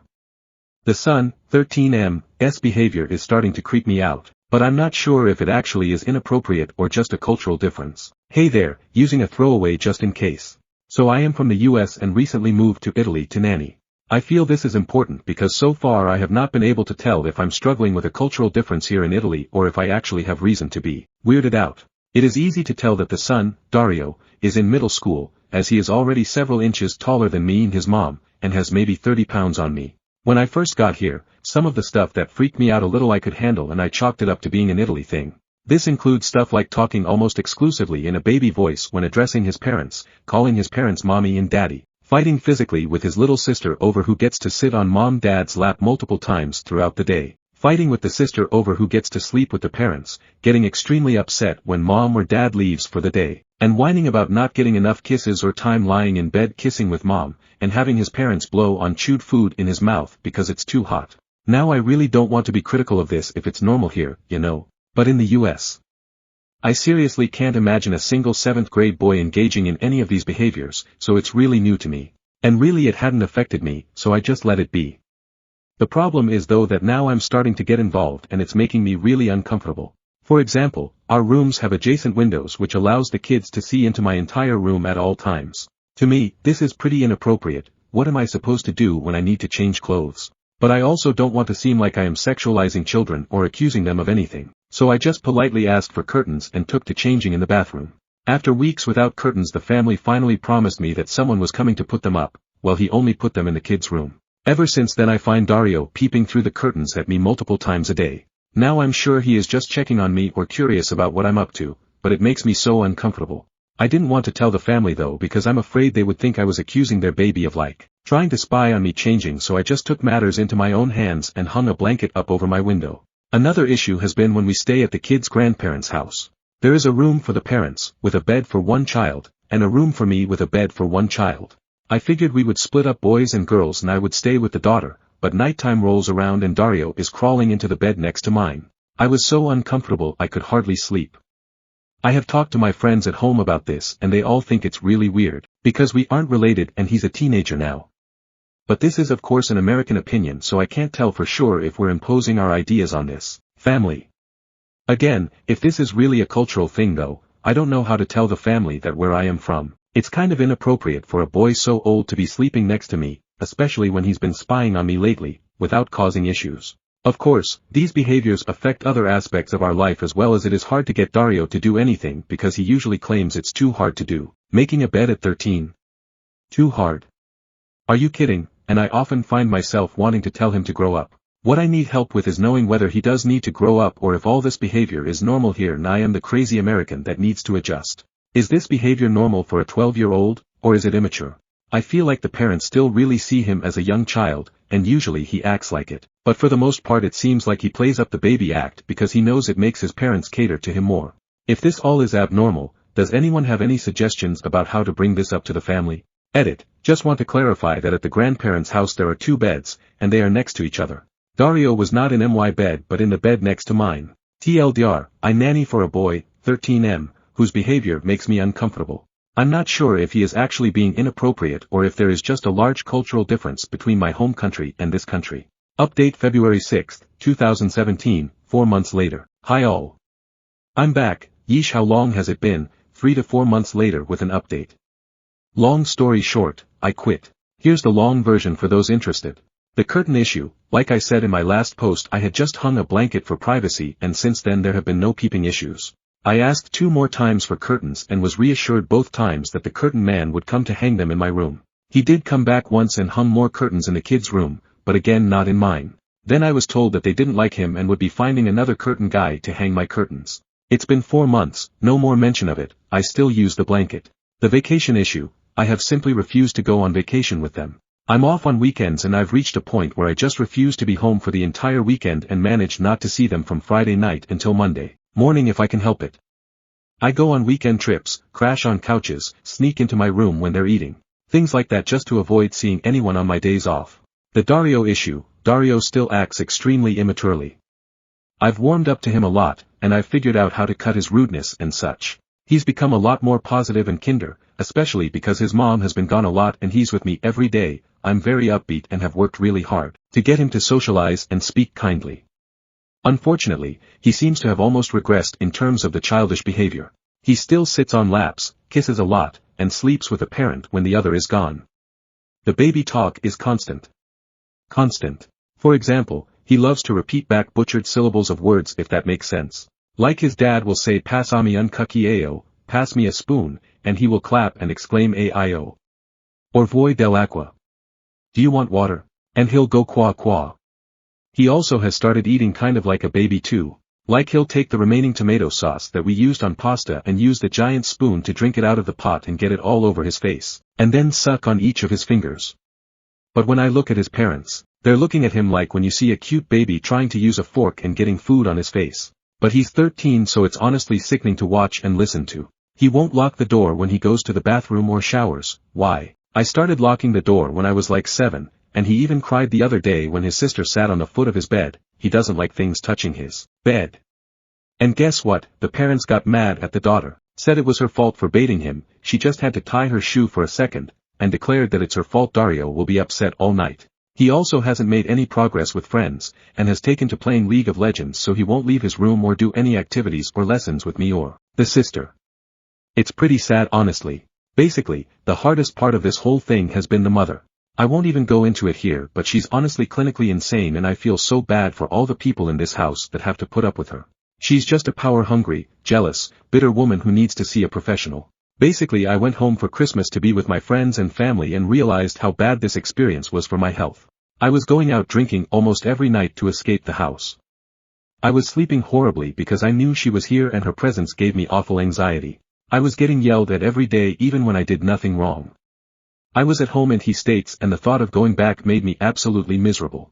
So when I came back I told them I needed to go back early for medical reasons, not totally untrue, and now I'm set to leave the last week of March.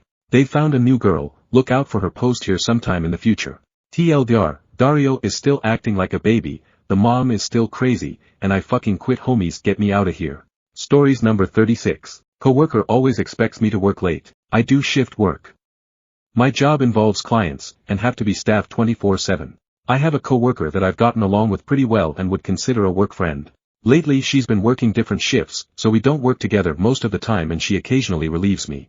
I'm gonna call her Ella for the rest of the post. For some context, Ella lives about half an hour from work.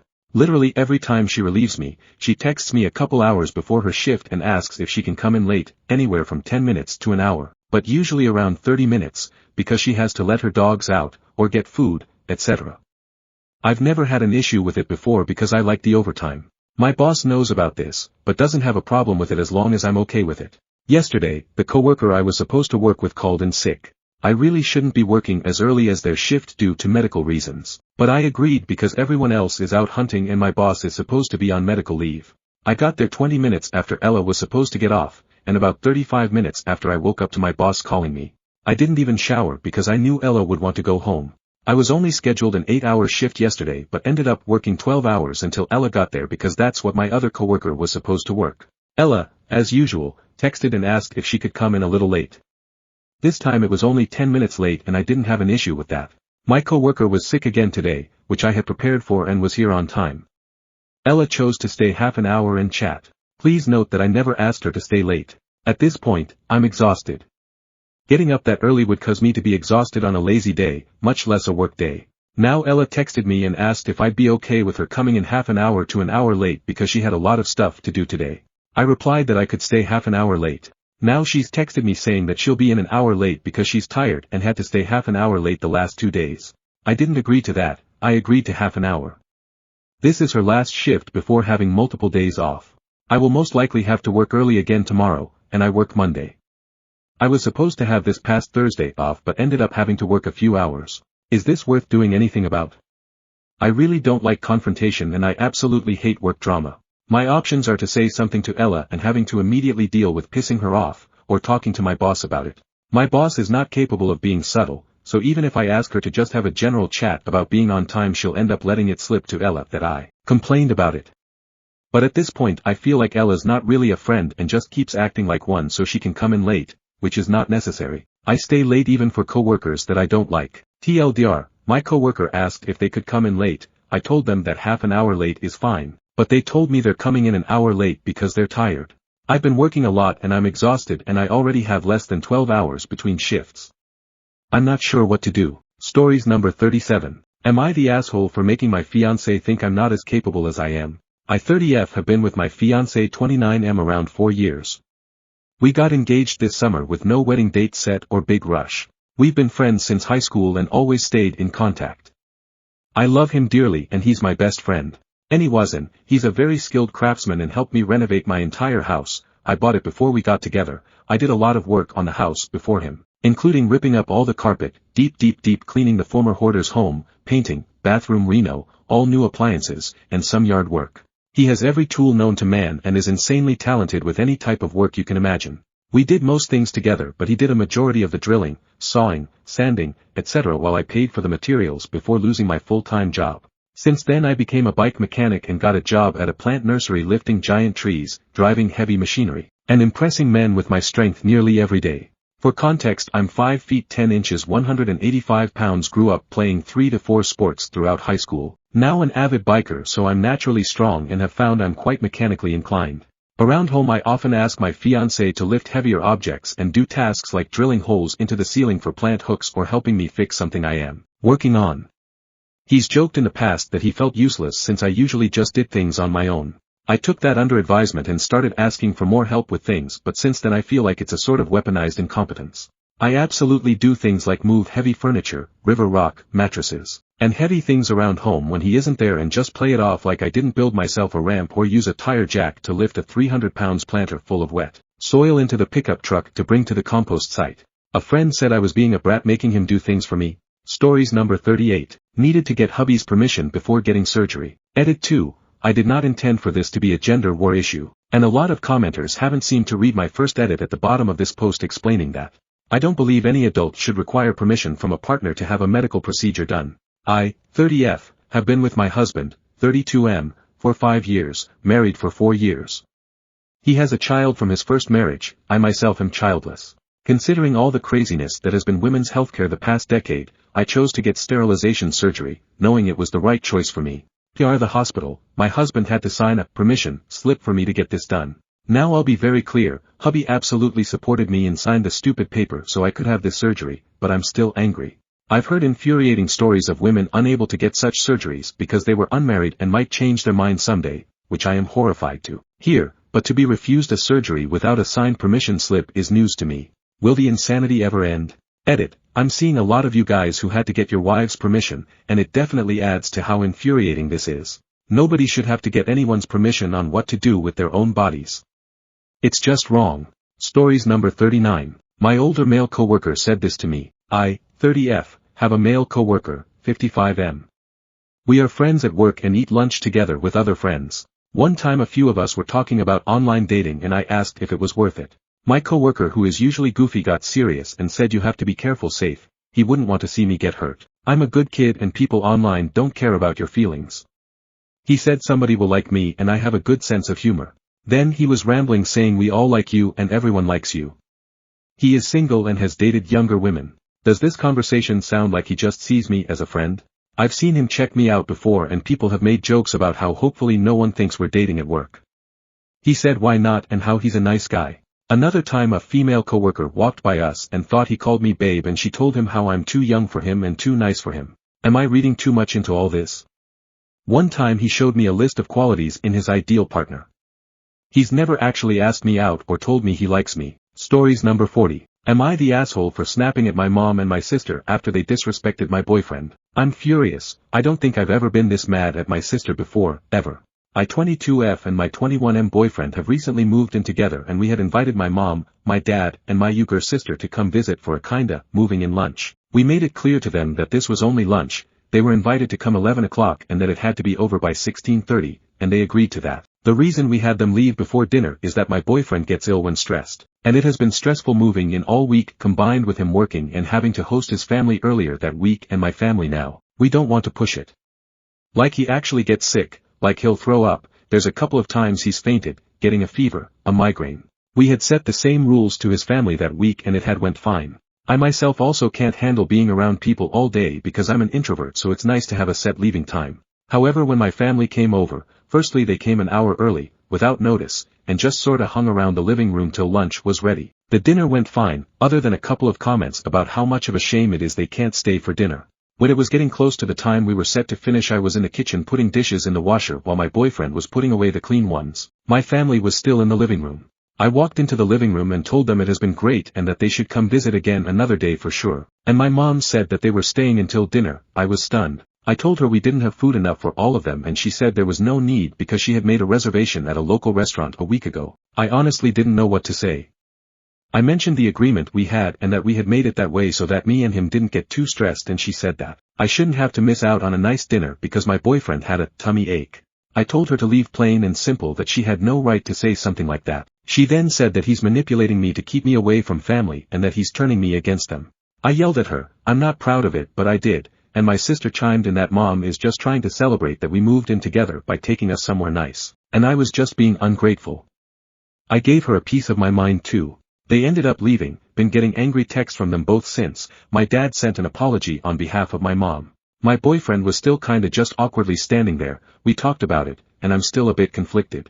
Am I the asshole for not solving it calmly like an adult? Stories number 41. The most common flavor of sexism I have encountered in my 10-year career as a software engineer. I currently work as a senior software engineer at a research company. Over the years I've had different jobs and worked with different teams in my current company, and I have noticed this as something that usually comes up for the women, but not for the men. I think it's entirely subconscious and not meant to be malicious BTW, but nevertheless something to notice and be aware of when possible. The first time people meet me, whether at a start of a project, or as a newcomer, they treat me differently than, I believe, they would have if I was a man. Basically, either they have way lower expectations, or they don't want to put me on the spot by being demanding, which they don't seem to be doing towards men in similar situations. You could even say people are nicer, in that they are more helpful / understanding etc., but to me it just comes off patronizing. Now that I am at a senior position in my job, I often have to collaborate with other teams or external companies, and I've noticed that I always have to assert my dominance way more aggressively than men have to, in order to be listened to / taken seriously. Once people get to know me, and realize I am good at my job, it's all great. Same with people who already know me from previous projects, for example. But those first meetings, I always have to be so pushy. Nobody directly asks my opinions or expertise, even when I am the expert. Nobody waits for me to lead the meeting even when I am the most senior person in the room and my job is to lead the team. I have to interrupt people, and directly say something like, thanks for taking the initiative, but actually there is a specific agenda we need to go over at this meeting so that it is clear that it is my job to lead the meeting. And as time passes, this doesn't happen anymore after a few meetings, when everyone has absorbed the fact that I am the technical lead. But I have worked in project before with male technical leads and it wasn't like that for them. They were simply assumed to be competent from the start by everyone, ironically, even if they really weren't. Stories number 42. I left a note on my boss's computer saying one of our coworkers was snorting Xanax in the bathroom. They got fired. I had this coworker who was hiding their drug addiction. They would go to the bathroom for 30 minutes and come back with their eyes dilated, acting weird, and would avoid ringing people out for hours. At the end of the night, their drawer would be missing a ton of money or they would be overcharging people on their debit cards. A lot of people noticed their change in behavior after going to the bathroom, but no one knew why. I used to take Xanax for anxiety, so one day I went to the bathroom after this person did. I saw white powder on the sink and they stupidly left a pill on the floor. I immediately recognized it and put 2 and 2 together. My boss a few days before was talking to the ASM about them and if they noticed any changes in their work and behavior. When no one was around, I wrote on a sticky note that I found Xanax in the bathroom and that they went before me. I taped the pill to the sticky note as well, probably not smart, but he found the note 5 minutes after I put it there. He talked to them about what he was told and they confessed that they were doing drugs in the bathroom. They were fired immediately. I felt bad because the company had resources for mental health and drug addiction, so I thought that's what would happen. But because they were doing it at work, my boss had to fire them. A year later, they came into work to purchase some things and told us that they went to rehab after being fired. They were 6 months sober and had a job where they were helping them with their recovery. They said that being fired was the cherry on top for them because their past 2 jobs also fired them for doing drugs at work. So it was a big wake-up call for them. They looked really good and happy. We were all proud. Still to this day, no one knows it was me that made that note. Edit, the powder was white so it could have been Coke, but I recognized the bar. This person told the team when they first started that they used to be addicted to heroin and Xanax. I had confronted them about their behavior before and they said they were tired and had things going on at home. A few other coworkers did the same thing and got the same answer. Should have gone to manager face to face instead of the sneaky note. I didn't know what to do at the time because I have never run into this before. I've learned from it for sure. Stories number 43. When you lose your SS, don't come living with us. My mom voted for Trump because she's earned her SS benefit. She's been retired since she's 50 by marrying smart, and didn't care about my pre-existing condition. That will now be denied. She told my sister she deserved to get cancer for having an abortion over 10 years ago. When boomers lose their Medicare, SS and other benefits, don't come back to us snowflakes. We're not snowflakes. We just can read and knew what was in the table. You voted against your daughters because it's your turn. You voted against yourselves. You deserve this. Also, you were 80 and 90s parents who are famous for not parenting their kids at all.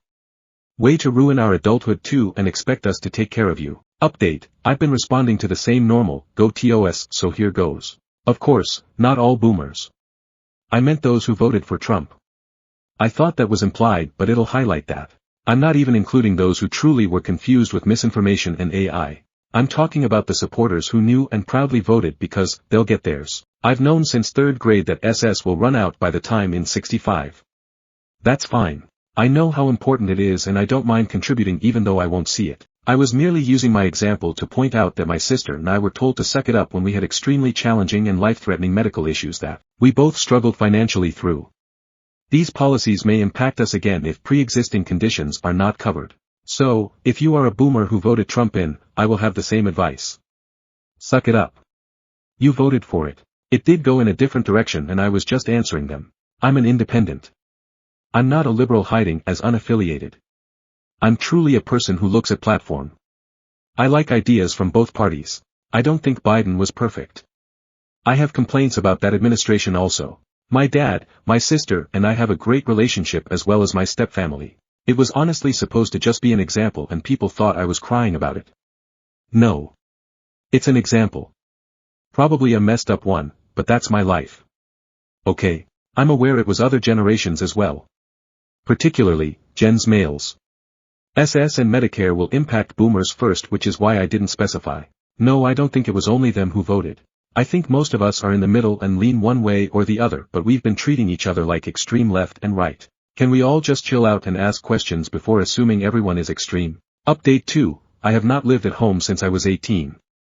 I paid for college on my own. I make over 6 figures and growing. My dad had to move in with me to get his life situated and I helped him get a job, never took a dime from him and introduced him to his next wife. You may live in my basement. I don't live in yours. Stories number 44. AMJ the jerk for refusing to attend my ex-wife's wedding to my brother. Am I the jerk for refusing to go to ex-wife's wedding to my brother? For some background, I'm a 34-year-old male and was married to my ex-wife, we'll call her Jane, and my brother Adam for 2 years before we divorced, but that's a different story anyway. 1 month after we split up, my Adam proposed to Jane and then they sent out invitations and that's how I found out, and once I got the invitation I blew up on Adam. Next time I saw him asking why he was marrying Jane, but instead of responding he just started crying and left. FYI, this was a family event and my family took his side and told me to suck it up and to support Adam. So what should I do? And was I the jerk? Stories number 45. Sister drinks away rent, basically, steals car and crashes abandons it. My nephew, 15M, and I, 37F, are homeless as of next week. We should have somewhere to go, it's just not 100%, but we should be fine. For the past few months we've been dealing with his mom's drinking and putting us behind on the rent. Making us go to court for the 2nd time in a row. I tried every possible way to get funds that I could, like I did the first time we went to court. So I thought she'd be more help this time, but I was wrong. She did find a job eventually. She got paid 2 days ago. She offered money for rent but never sent it. I let her borrow my car for work. She said she would be home right after, but I didn't hear from her till I got a 2:30 a.m. phone call. She claimed she was sober. I told her to come home and bring my car when she was sober. No answers or calls from her the next day, or she answers once and doesn't speak. We get a call from a friend and they tell me my sister told them she was in an accident and abandoned the car. Fast forward to now, haven't seen her since Tuesday night, am worried. She's not even answering her son's calls. I'm struggling with just calling a missing persons report, which I did do, and pressing charges, which I've been told I should do as well. She's put us through hell these past few months and according to her she has every right to be indignant. She lost a child last year. My heart goes out to her, but causing us or more so her son to lose his home and livelihood is not right. I have to quit my job now because I have no transportation. There goes our way to make money. I am praying she is well and fine, but I'm also very angry myself. I just want what's best for my nephew. Is it normal to feel this way, angry and scared? Sorry for the long post. Stories number 46. Am I the asshole here for pointing out that none of my in-laws went to university? About a month ago, I, 24F, took my final exam at university, marking a huge milestone in my life. I'm the first woman in my family to achieve this, and it wasn't an easy journey. I faced significant hardships along the way, including homelessness, domestic violence, and the loss of family members. Despite everything, I graduated with honors and earned the highest grades in my class, which made me really proud. Last night, my partner's, 27M, parents hosted a big family gathering. While we were all at the dinner table, his cousin, who I get along well with, asked how it felt to be done and congratulated me on my achievement. I told him I felt proud and relieved that it was finally over. That's when my brother-in-law chimed in with a dismissive comment, saying something along the lines of, "It's not that big of an achievement, people do it all the time."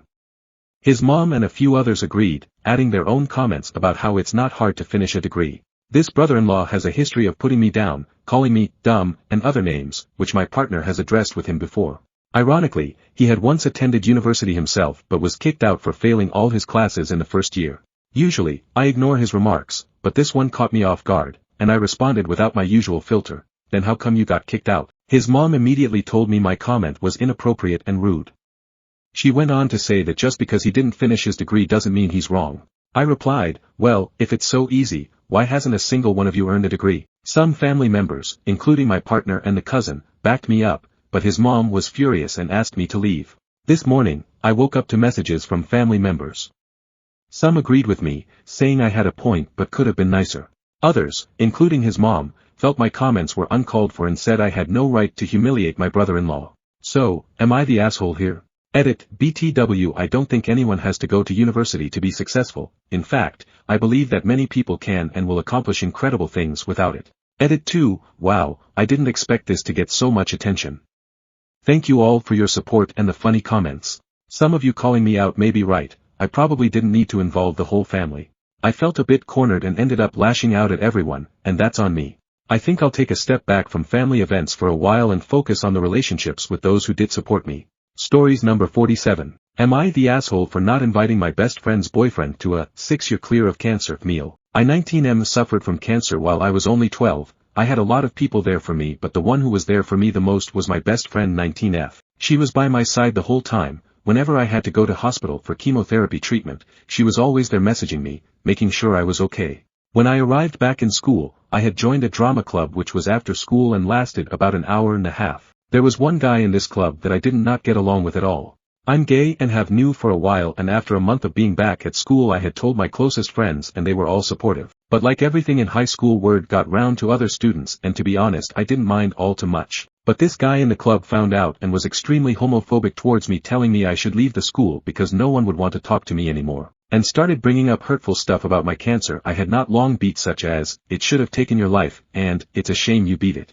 Fast forwarding to now, we are celebrating 6 years of me being clear of it. We have a meal every year to celebrate. It usually consists of me, my family, my boyfriend 22M who I've been with for almost 2 years, and my closest friends. My best friend started dating this guy 5 months and I found out a few weeks into their relationship it was the same guy who said all that hurtful stuff to me 6 years ago. I spoke to her about it and agreed to give him another chance as she seemed genuinely happy with him and had insisted he had changed. Me and him still don't get along, but I don't interfere with their relationship as she is the happiest she has been for a while.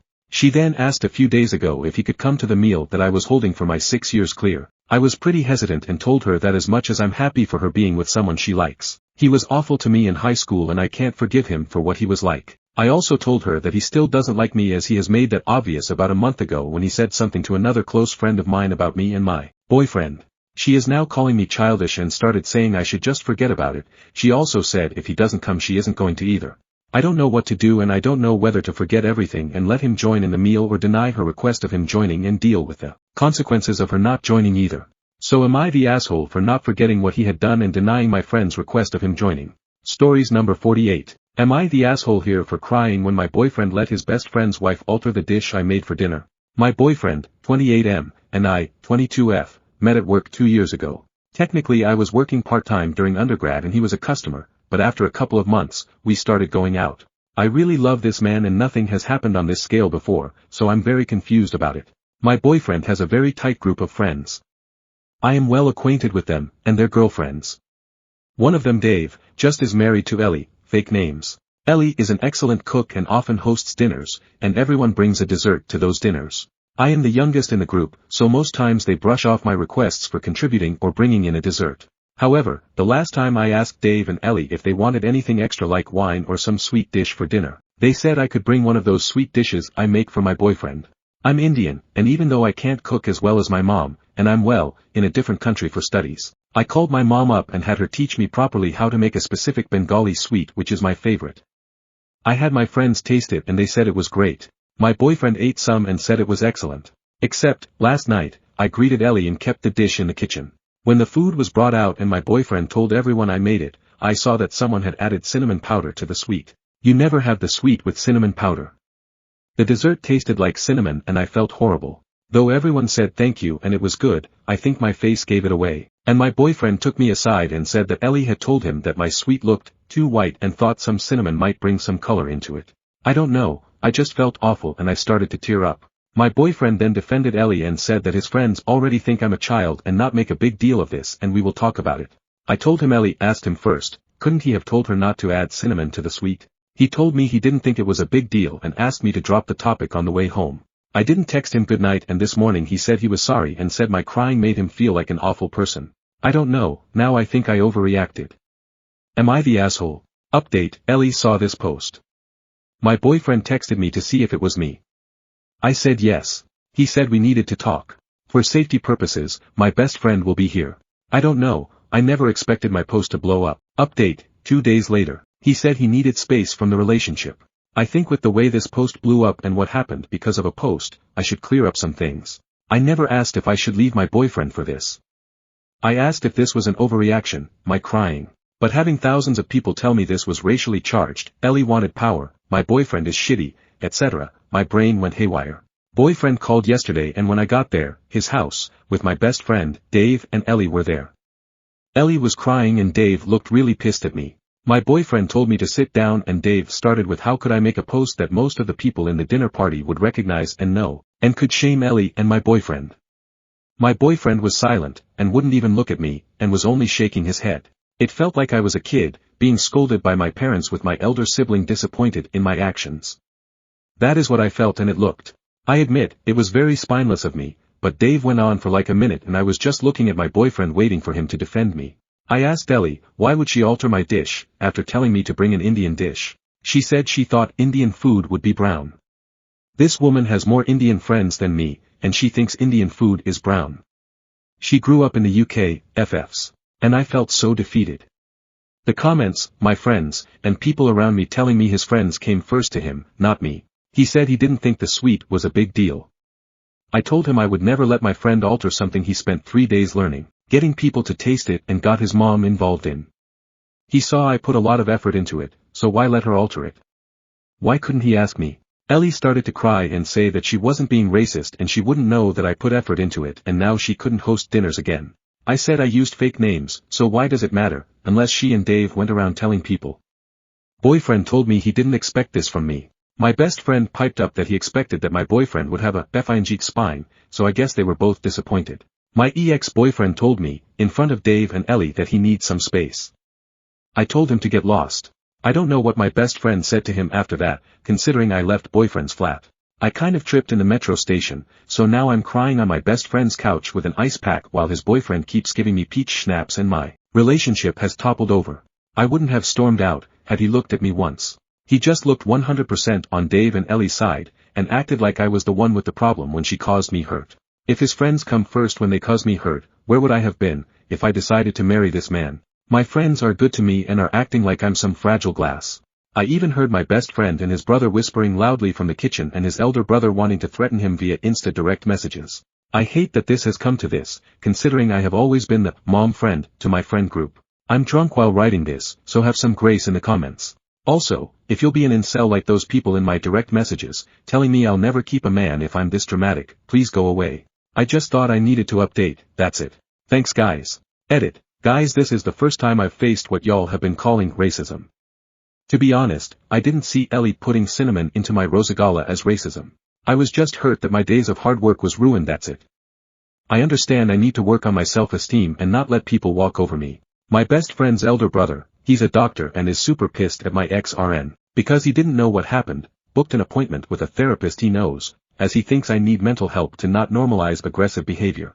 I'm sorry for ranting on Reddit, but I guess that's where I am. Both my best friend and I will be going. He had been there for some time before, and the situation is tense at home because Dada, Bestie's brother, didn't know what was happening and tore my friends a new one for not protesting when Dave said shit to me. I still haven't told him it was over a Reddit post and that I'm writing here. I feel awful and I don't know how to tell my mum she was right.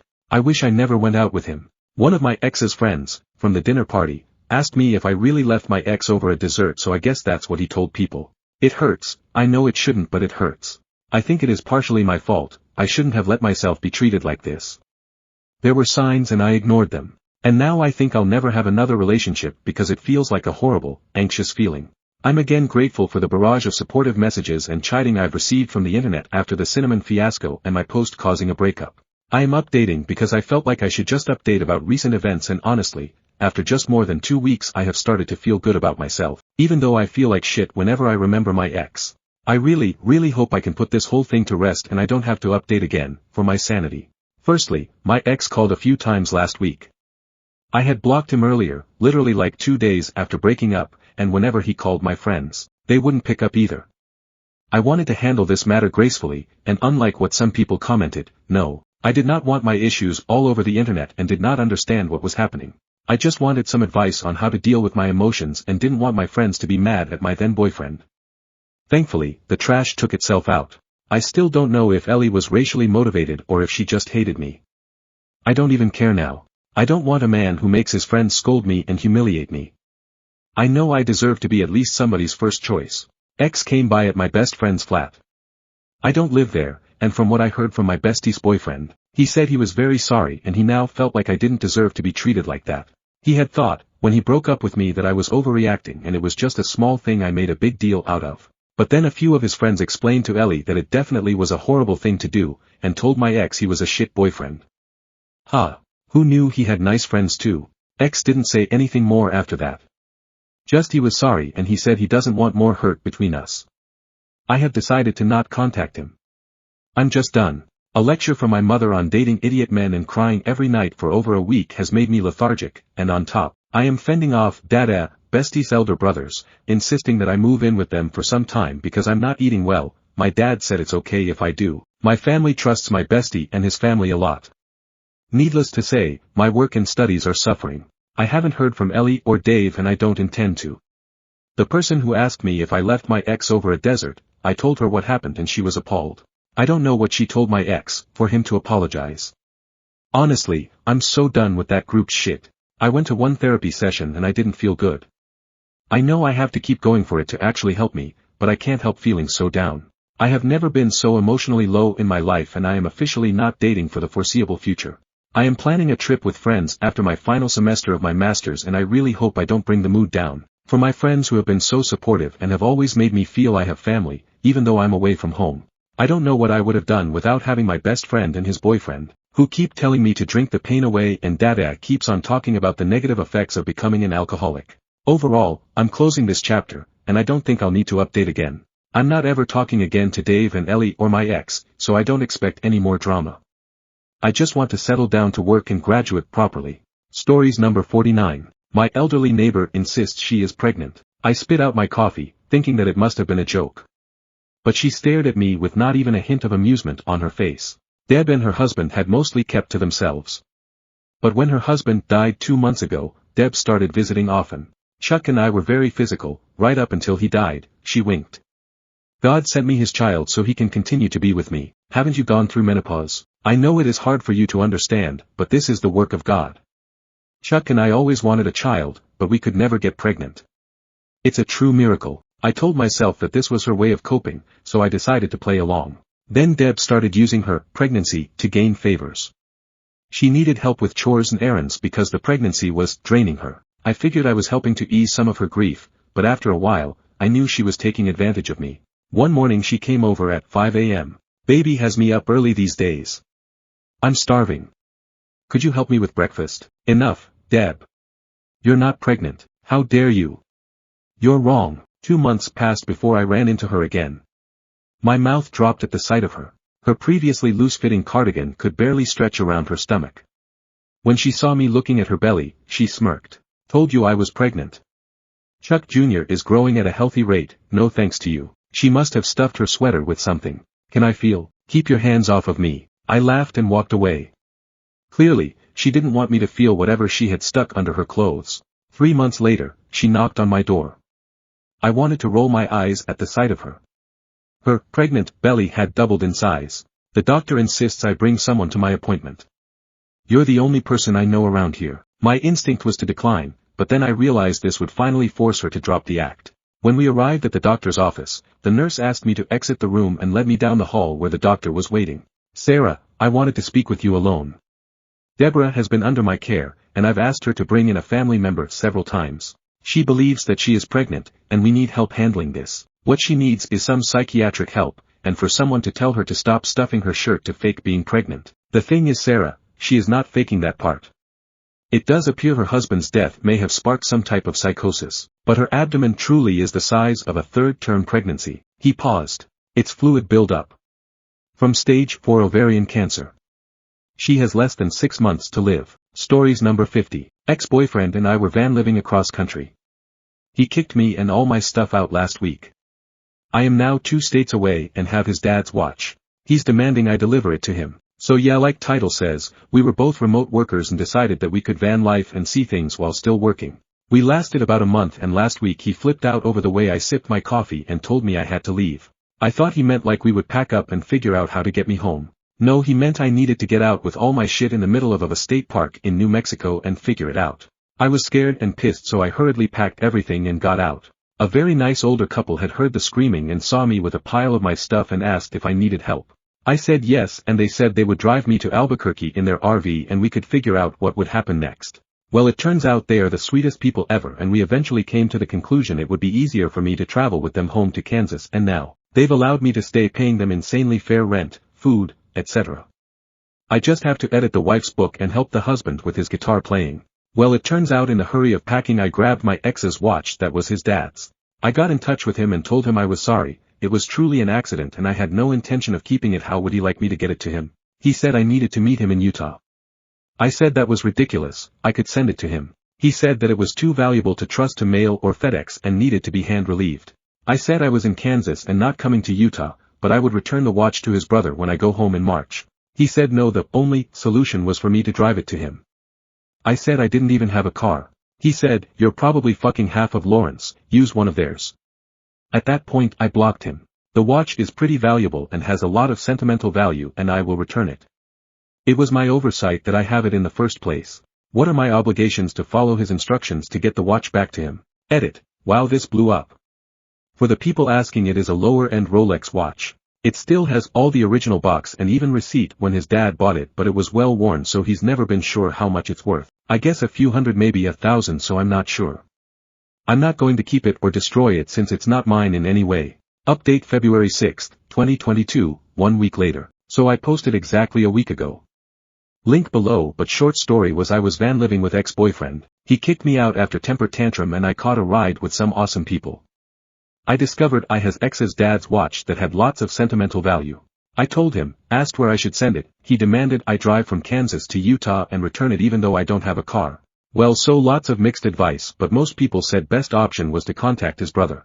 Before I did that, I decided to unblock my ex just to give him one more chance to give me an address where I could ship the watch. Actual text conversation. Me, hey, I'm sorry I blocked you. I just didn't appreciate the insults, but I want to get your dad's watch back. Can you let me know where to send it? I'll pay for shipping, no problem. Like less than 30 seconds later. Him, I stashed the watch in your bag because I wanted to prove to myself what an awful person you are, and good job at proving me right again. I was like, wow, so many people in the original said that he probably put the watch in my stuff as I was packing in order to force communication and force the opportunity to see him again. Well, you were exactly correct. I didn't even respond to his text and blocked him again.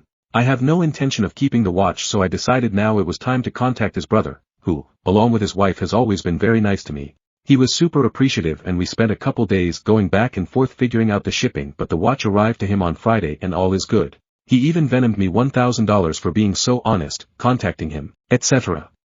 I make really good money, so I told him it wasn't necessary at all, but he insisted, so we agreed to donate it to a food pantry here in Lawrence. But I'm still so creeped out thinking at the day when he kicked me out of the van and he was screaming at me, calling me all sorts of names. He's scheming to stay in touch with me.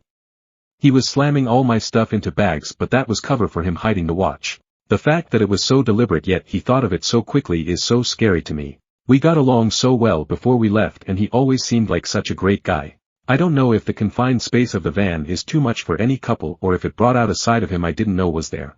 Makes me sad and scared at the same time, but relieved it's over. Stories number 51. Am I the asshole here for telling my younger brother that I will not be buying our younger brother birthday or Christmas gifts this year and giving reasons when he pressed for info? I am 29, my younger brother, Ted, is 28 and our half-brother, Alan, is going to be 18 in 4.5 weeks. Alan is our dad's son and our dad and I do not get along. I disowned him when I was 17, but that's a whole other anthology series. Why? Ted texted me yesterday afternoon asking if I was planning to buy Alan anything for his 18th birthday. I told Ted no, and left it at that, and he asked why I wasn't going to, so I replied, why? And he said, well, it's his 18th birthday. I told Ted I haven't talked to Alan in 2 years, and when I was trying to be an active part in his life he shrugged me off, pushed me away, would ignore my texts or leave me on read, and then went and told his parents I was ignoring him. His mom told Ted, it's so nice Alan has at least one brother who won't abandon him. In that past I bought him gaming gear so he would have stuff to be able to play Fortnite with his friends, and since he liked Minecraft I got him a Minecraft Xbox controller. This was a couple months before he told his mom I was ignoring him. I used to work at his school and would buy him lunch when his mom couldn't afford to feed him some days. I reminded Ted of all the things I did for Alan and he would just reply, you were the same way as a teenager, to which I reminded him I was not and that he can ask anyone who knew me at that age since he seems to know more about my old friends from school than I do. Then he rebutted with, well, Alan grew up in a toxic environment in poverty and we didn't, to which I asked, how does that excuse him ignoring me, telling his mom lies about it, which in turn causes her to come to you to talk trash about me, or the fact that he knows we exist but doesn't acknowledge us the same way he acknowledges his sister who was gone by the time he was 6. I also brought up how we took him to Universal Studios and he didn't even look at me until he was in a taxi heading to the airport at the end of the day but was chatting it up with everyone else on the trip. There were 5 of us. Ted then kinda angrily told me to drop it, and that saying, I don't plan to, would have been good enough, then dropped on me that Alan hasn't spoken to him in over 6 months but he still plans to buy him gifts because Alan needs good, supportive role model or something along those lines. I told Ted that while I wasn't writing Alan off, I was done making an effort to be in his life and that if he wants me in his life or wants to talk to me he knows how to get a hold of me. After that I talked to my mom and she told me I shouldn't have been so direct or said most of that, but that Ted should have also not been so pushy in wanting to know why I don't want to do anything for Alan. Am I the asshole here? Am I a justified asshole? Does everyone sucks here? Stories number 52. New hairdresser braided my hair. I've been going to the same hairdresser for several years. Every 6 weeks I get a wash and a basic trim. At the end of the cut, she would blow dry my hair and that was it. I'm simple and I don't do change well. I really liked her, but last week my salon called and said they needed to schedule me with someone else because she no longer worked there. I was sad but accepted their recommendation. I had my first haircut yesterday with the new hairdresser. She was very young and enthusiastic. When she finished my cut, she asked how I wanted my hair styled. I've never been asked that before, so I didn't really know how to respond. I started to say just blow dry it and that's enough, but she offered to braid it.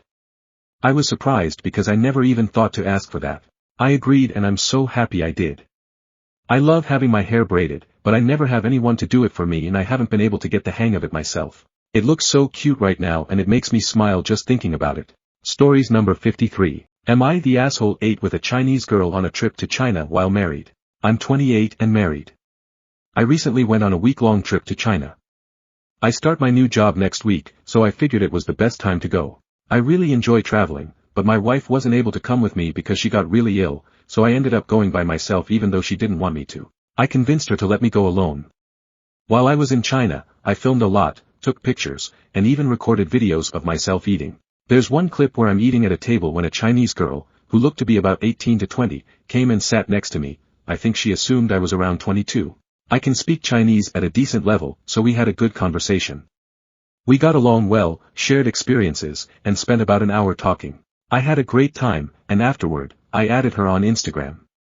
Now that I'm back home, I showed my wife all the footage. She confronted me about the scene with the girl at the table, asking why I didn't just send her away and why I seemed to be having such a good time. I told her it would have been rude to do that, and that there's nothing wrong with chatting with strangers.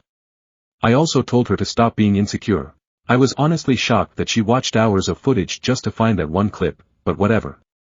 I'm just wondering if I'm in the wrong here. I made an account just for some quick answers here with regard to this. Appreciate it. Stories number 54. Aita if I leave my boyfriend because he hates the system. Hey Reddit. I am sourly annoyed with my boyfriend.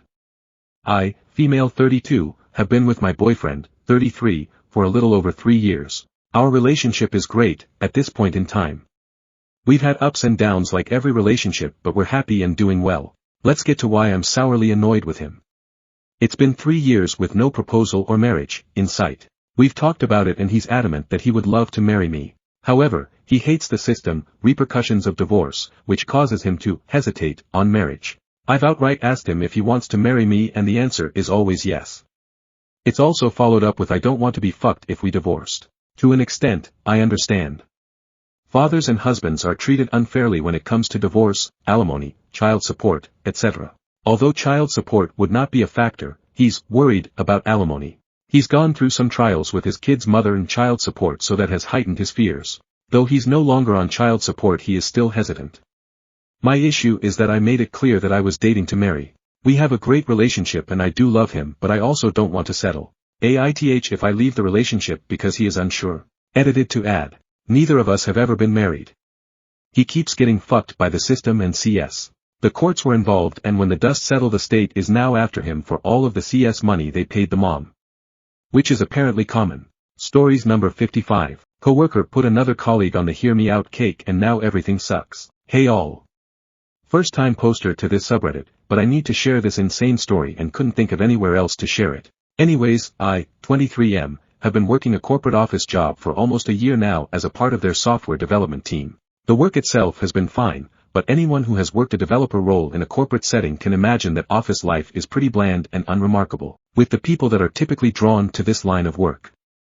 It also doesn't help that I am the youngest member on our team by a wide margin. With all that in mind, you could imagine my excitement when several weeks ago, me and several other members of our team started collaborating on a new project with members of our company's marketing communications division. This was a welcome change of pace because the marketing communications team is comprised of younger and livelier employees compared to who I was already working with.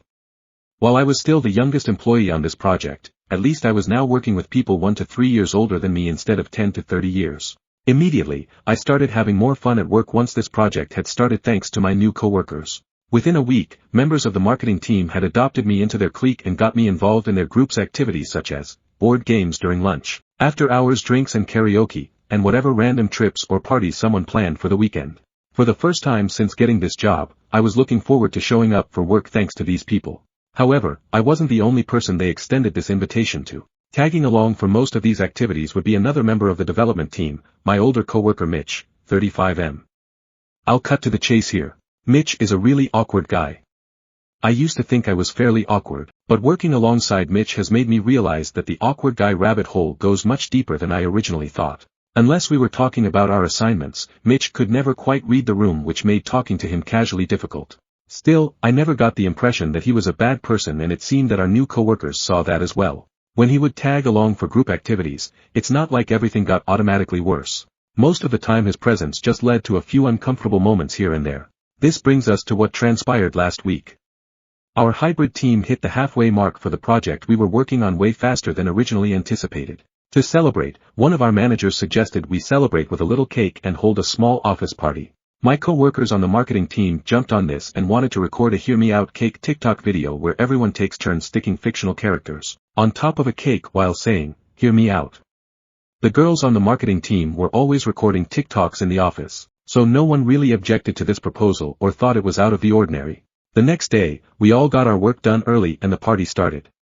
We all printed out our Hear Me Out selections and taped them to the ends of sticks. Just as planned, we started recording the TikTok before we actually ate the cake. The first round went by with no problems and there were some pretty funny picks. Off the top of my head, I remember, the Candlestick from Beauty and the Beast, Puh from Kung Fu Panda, Hades from Hercules, Gloria from Madagascar, Mr. Clean, and the McDonald's arches. The problem occurred in the second round when Mitch placed a picture of Eileen, 26F, from the marketing team on the cake. This was accompanied with a comment along the lines of, "Here's somebody I want to add to my body count." The room fell dead silent and everyone just stared at Mitch for saying something like that. People in the room immediately started placing themselves between Mitch and Eileen and the recording stopped. I was pretty shocked during all this, but I remember that some of the girls moved to the bathroom with Eileen while everyone else had to confront Mitch. At first Mitch tried to double down on his decision saying that he thought it would be funny for the TikTok and this reaction was an honest misunderstanding. Another coworker and I jumped on this excuse calling bullshit. Mitch was very clearly trying to make a move on Eileen because in our time hanging out as a group for the past few months, he had a tendency to creepily float around Eileen. Very quickly a lot of Mitch's behavior in the group got to get recontextualized and as everyone confronted him, I lost any minutiae of respect or sympathy I may have held for him. I guess Mitch eventually realized he wasn't going to win by doubling down and he just kind of shrunk into himself apologizing over and over to try and avoid any punishment. Luckily, our company has very strict zero-tolerance harassment policy and some of the managers pulled Mitch aside and instructed us all to try and enjoy the cake before heading home early for the weekend. This week, Mitch has not come into the office as he was asked to work from home while the managers sorted out what to do with him. HR folks have come around collecting stories and our thoughts on Mitch as a coworker. I've since learned that apparently Mitch had done a lot more than just be awkward in the past. I was worried at first that he would face little repercussion due to his long employment history and productivity, but as this week has gone on it seems like Mitch will likely be let go. Thank God. Everything else has kind of sucked this week. I'm sitting at my desk on Friday typing this and I am back to not really liking this job. All the friends I made on the marketing team have understandably had a very different vibe in the office and we no longer hang out like we used to. Eileen in particular has also taken to working from home per her request, but based on her messages to our group chat she's doing pretty well. Unfortunately, it seems that following this incident, our managers will be swapping out all the marketing team members on this project for new ones in the coming weeks. So thanks for that, Mitch. Hoping everything returns to normalcy soon and that nobody has to deal with Mitch in the future. I'm gonna keep trying to stay friends with my coworkers through this, but I understand that probably won't work out in the long run. But yeah, that's about it. Stories number 56. Am I the a-holy for calling the cops on my sister for leaving her kids with me? Backstory: I 33 female was in a fatal car accident when I was 18 that left me permanently disabled, am in a wheelchair. As the years passed I have always been there for my sister and my mom and always have gone above and beyond to help them or just do anything they asked of me with no arguments or questions. For my sister who was watching her kids whenever she needed me to, helping her with whatever it was she needed help with. Same for my mom. Me and my husband have 5 kids. We are struggling to stay afloat, especially since he's the only one working. My SSI got cut off due to a missed appointment that I did not have a ride to because nor my mom or sister wanted to take me and my husband was out of town on work, so I have had to refile and it's been a whole mess at this point. Well, my mom and sister are well off but with a gambling habit. Here is where family has told me I'm the asshole. I asked both my mom and sister if they could please help us with our electric bill that was $175 and I know it's not their responsibility, but I just needed a little bit of help and returned. I got shamed and was told a bunch of awful things, and I brought up that the only reason I am asking for financial help is because neither one of them wanted to take me to my appointment and said it wasn't their problem, and then went on to go to the casino together and blew more than I had asked to borrow. Well, yesterday they asked me if I would watch my sister's kids so they could go back to the casino, and I told them no, I would no longer be a doormat that they could just use and walk all over. And I am ashamed for them to be my family because they treat me like I am a burden unless it's convenient for them. Well, my sister 28F left her kids anyways and simply said I'll be back later, just watch them, it's not like you have something better to do. After telling me that, it sent me to an absolute mental rage that I called the cops and let them know that my sister had abandoned her kids at my house in no position and that I was in no position to babysit them when the cops got here. I gave them a statement they didn't, contacted my sister who threw a big fit and had my mom backing her up, and now my whole family saying that I am the a-holy because I overreacted and that I should have just watched her kids for a few hours, that it wasn't that big of a deal. Am I the asshole or did I do the right thing? Stories number 57. How hard do I push intellectual intimacy with my conservative husband? Relationship advice. I, 30F, and my husband, 38M, live in Wisconsin. He's conservative, not super religious but converted for me, works in manufacturing, and I'm liberal but still Catholic. I say this to mention that between the two of us I'm more into bringing up spirituality and I don't know more heady stuff. He genuinely doesn't even like talking about work in detail. he'll tell me funny stuff that happens but not what he likes to do. I work from home and want to tell him all about my day, I assume because it's just better to see someone's reaction to what I tell them. We both grew up in conservative households but he converted so we could marry in the Catholic Church.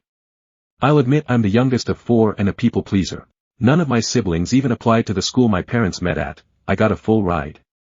None of them got married in a church. I did the full pre-kana, but Catholic ceremony, the full shebang.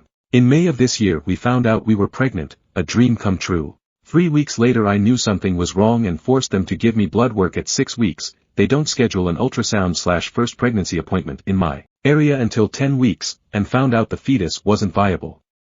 The next day we had an appointment and found out it was ectopic. We're well off on our own and together we live very comfortably.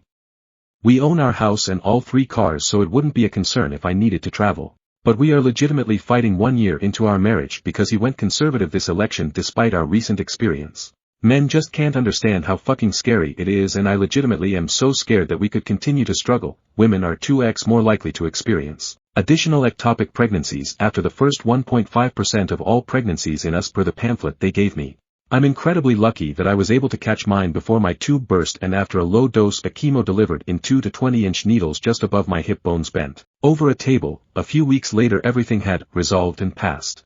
I don't mean to be graphic but this is what I tried to not to successfully calmly remind my husband of when he admittedly said he voted for Trump. Like his dad was a painter, his mom a bank teller, he didn't grow up well off. Just rural and I don't know why he can't, no matter how much he doesn't like Trump and says his tactics are gross as fuck but I don't want higher taxes, he says. Trump is intentionally inflammatory to get people to see how bad it is not to play ball, I call it manipulative. Sorry hard to stay on track. But when I say I'm scared laws could change quickly he says don't you know I'll get you the care you need? I say what if it becomes federally illegal? He shuts down. All the signs, looks away, sits on his hands, shrugged shoulders, long pause. I get loud when I'm passionate, Irish Catholic if you know, and that wasn't the way he grew up so sometimes I think that's intimidating to him. The thing is, I just genuinely want to know how he grapples with it. Is it just completely out of his mind? How can I encourage him to talk to me about it?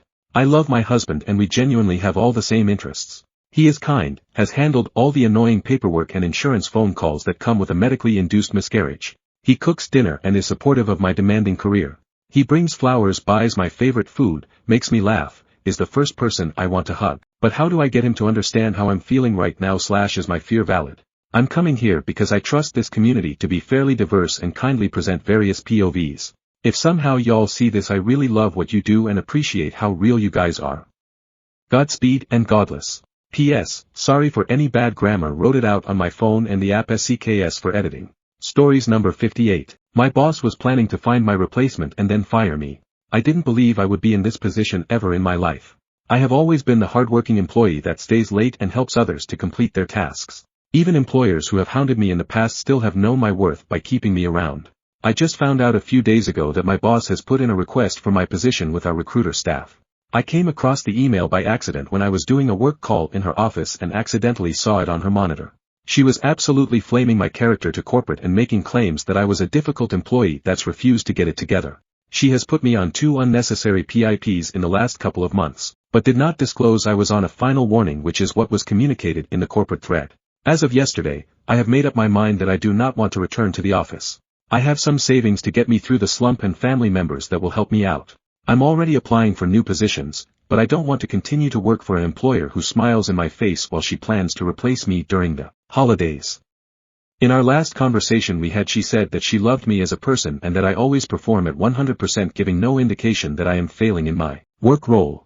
Stories number 59. My roommate ruined my cheating ex's life for me. TLDR. My pathological liar ex was cheating with multiple women, lying to all of them, and withholding sexual health information. When my roommate/bestie discovered his cheating, we kicked him out. I was too devastated for revenge, but Roomie rode on his car, made him move all of his furniture by himself, messed with his musical instruments and record collection, threw dog food at him while booing and yelling, "Shame." Then publicly outed him as a sexual abuser and predator, which caused him to lose many of his friends and broke up his band. A few months later, roommate found out he was dating someone new, so they reached out and provided the new partner with the information we know about him. New partner decided to cancel plans for him to move to her city, and broke up with him. I know this post is so long. I'm sorry. but I did my best to give a concise recounting of this relationship without leaving out any of the backstory. That makes the little moments of revenge feel so satisfying. Unfortunately, it's really long. In a nutshell, my 34F ex-boyfriend, Sven, 44M, could be pretty accurately described as a sociopath. Of course, that was never apparent to me while we were dating, but those familiar with ASPD will know that many sociopaths wear an elaborate mask and lie as easily as breathing. This is true of Sven. When I met him, we quickly became close friends. We had a couple weeks in there where we thought we might start dating, but he wanted to move way faster than I was ready for, so we remained in the friend zone instead. He was progressive and emotionally intelligent and generous. We loved the same music and shows and activities. He showed vulnerability, he shared his traumatic childhood backstory with me, he leaned on this story often as a pillar of his victimhood, which he uses to manipulate everyone around him. He also shared, very early on before anything physical ever happened, that he was HSV too. Not to say that there were zero red flags about this guy, but the good I saw in him was so overwhelming that I had an easy time dismissing them. We started dating in a weird way during our friend zone time. This lasted about a year. He had moved out of state to be with a new partner, Melody, who he had been dating for only a few months. He never shared a lot of details about her, and I had assumed that they had some history that explained the seemingly sudden seriousness of their relationship. Then, seriously, like 2 months into the move, Sven started to message me in a more flirty way. He told me he loved me, and that it took moving away to realize what we had, etc. etc. Obviously, this made me really uncomfortable. I told him I wasn't interested in being the other woman, or in a long-distance relationship of any kind, and that he and I needed to keep it platonic. He tried to make it work with her, for several more months, while telling me how she was an alcoholic, and that she would yell at him, etc. Eventually, he told me that they broke up and that he was making arrangements to move back. He was still living with her though. He began sending increasingly flirtatious and romantic messages. This is the point where I almost escaped him, but he was clever enough to make friends with my roommate, 31, NB, Eris. Eris and I have been living together for 7 years. A serendipitous friend of a friend turned roommate situation evolved into a deep besties friendship. Eris helped convince me that he was really a good guy who was madly in love with me, and that despite the weirdness of his moving out of state and then changing his mind, I should finally give him a real chance. Without going into great detail about the relationship, I can say that the typical, idealize and devalue, pattern of emotional abuse began to emerge pretty soon after we moved in together, though he was really sweet most of the time. He moved into the townhouse I shared with Eris about a year after he moved back to town, and we've been dating officially for 6 months. He lived with us for almost a year and a half. Anyway, let's get to the good stuff. Like any good sociopath, he was lying about a lot, being manipulative, and cheating like you would not believe. Seeing as this post is already way too long, I probably should skip the story of how Eris caught him cheating, but oops, here it is. By the sheer intuition to glance at his phone one evening when the three of us were at home together, they saw him open, close, and then like an IGDM of a photo of a pair of tits. They instantly texted me, as I was sitting opposite him on the couch, yeah, the fucking chutzpah, and I called him out. He angled his phone away from me to delete the message thread, but Eris saw him do it. He gaslit the fuck out of us both and denied it, denied the DM, denied deleting it. I didn't know who to believe, my partner or my best friend. Honestly, I believed them both and thought there must be some rational explanation that let Sven off the hook without invalidating what I believe Eris saw. I could not imagine that he could look me dead in the eyes and lie to me like that. He cried and played the victim in all this. A day later, he came up with a plausible explanation for the phone tits, that the photo was sent to his friend by a fan of their band because she had gotten a tattoo of their logo or something, and that the friend sent it to him to say, hey, check this out, gross. He had private conversations with both Eris and I, and we later found out that he had used different reasons, catered to our own biases, to excuse himself for the lying and gaslighting. To Eris it was his religious trauma, which I'd never heard about before. But Eris grew up queer and Christian and he knew it would resonate with them. And to me it was past relationship trauma, of his insecure and paranoid ex over-policing his social media use. At this point he was on thin ice with me and I didn't really know how he was going to be able to rebuild the trust. But we lived together and had just adopted a dog together and our lives were so intertwined I just wanted to go back to normal if we could. I really wanted to believe him and not blow up our lives over some tits on his phone. Then, just a couple weeks later, Eris went to a party at Sven's ex-roommate's house. Sven had left the roommate situation on pretty bad terms, burning the bridge with the ex-roomie who we'll call Lewin. One of Lewin's friends, Holly, pulled Eris aside to tell them that Sven was cheating on me. Apparently, Holly had been sexting with Sven a few months back, sending nudes, etc. He had begun to get really pushy about convincing her to have a threesome with him and another girl, Tiara. He even sent her Tiara's nudes. She eventually got the ick and ghosted him. He responded to the ghosting by getting upset and aggressive with her. When confronted, he denied everything and willingly handed over his phone, which had of course been scrubbed of all evidence. He gaslit and denied and cried. He even threw up. I asked him for the truth so many times, he gazed into my eyes and told me I was the love of his life and that none of this made any sense. And why would Holly lie and make this up? I wanted to believe him so bad. But I contacted Holly and she provided the receipts. I kicked him out immediately. He packed up some clothes and left that night. I told him to get the rest of his shit while I was at work and to never speak to me again. Then I blocked him on everything and that was the last I spoke to him. Eris was not so tolerant. So begins the satisfying part of this story. As Sven was packing his bags to get out that first night, I was numb and in shock and still very used to protecting his feelings and shielding him from my friend's criticism, so I did not let Eris vandalize his car like they wanted to. They did write "liar" on the hood and lipstick, though, and we took some pictures with it. After he left, Eris did the thing that would open Pandora's box. They posted a warning on social media. They are something of an internet personality and make their living on TikTok, so their IG has decent reach. The IG story simply showed his profile and gave the warning that he is a liar and cheater. The release of this information hastened Sven to come a day earlier than planned to get the rest of his stuff. I was at work, and planned to stay there until he was gone. Eris had made plans to make his move as miserable as possible. The night before he came to pack up, Eris and I unorganized his meticulously curated record collection, moving records into the wrong sleeves while de-alphabetizing the sleeves themselves. Eris wanted to break them but I wouldn't let them. I was still protecting him. I did allow them to scratch some and let the dog bite a couple of them and tear some of the inserts. Eris also ripped all of the strings off of his bass guitar and threw away one of his pedals when I wasn't around. Bless them. When he came to collect his shit, Eris blasted IDFWU by Big Sean on repeat until he packed up his soundbar, and then proceeded to continue to play it on their phone as loud as they could. They threw dog kibble at him as he packed his things in the living room, while booing him and yelling, "Shame." Eris would not allow Sven's brother in the house to help him move.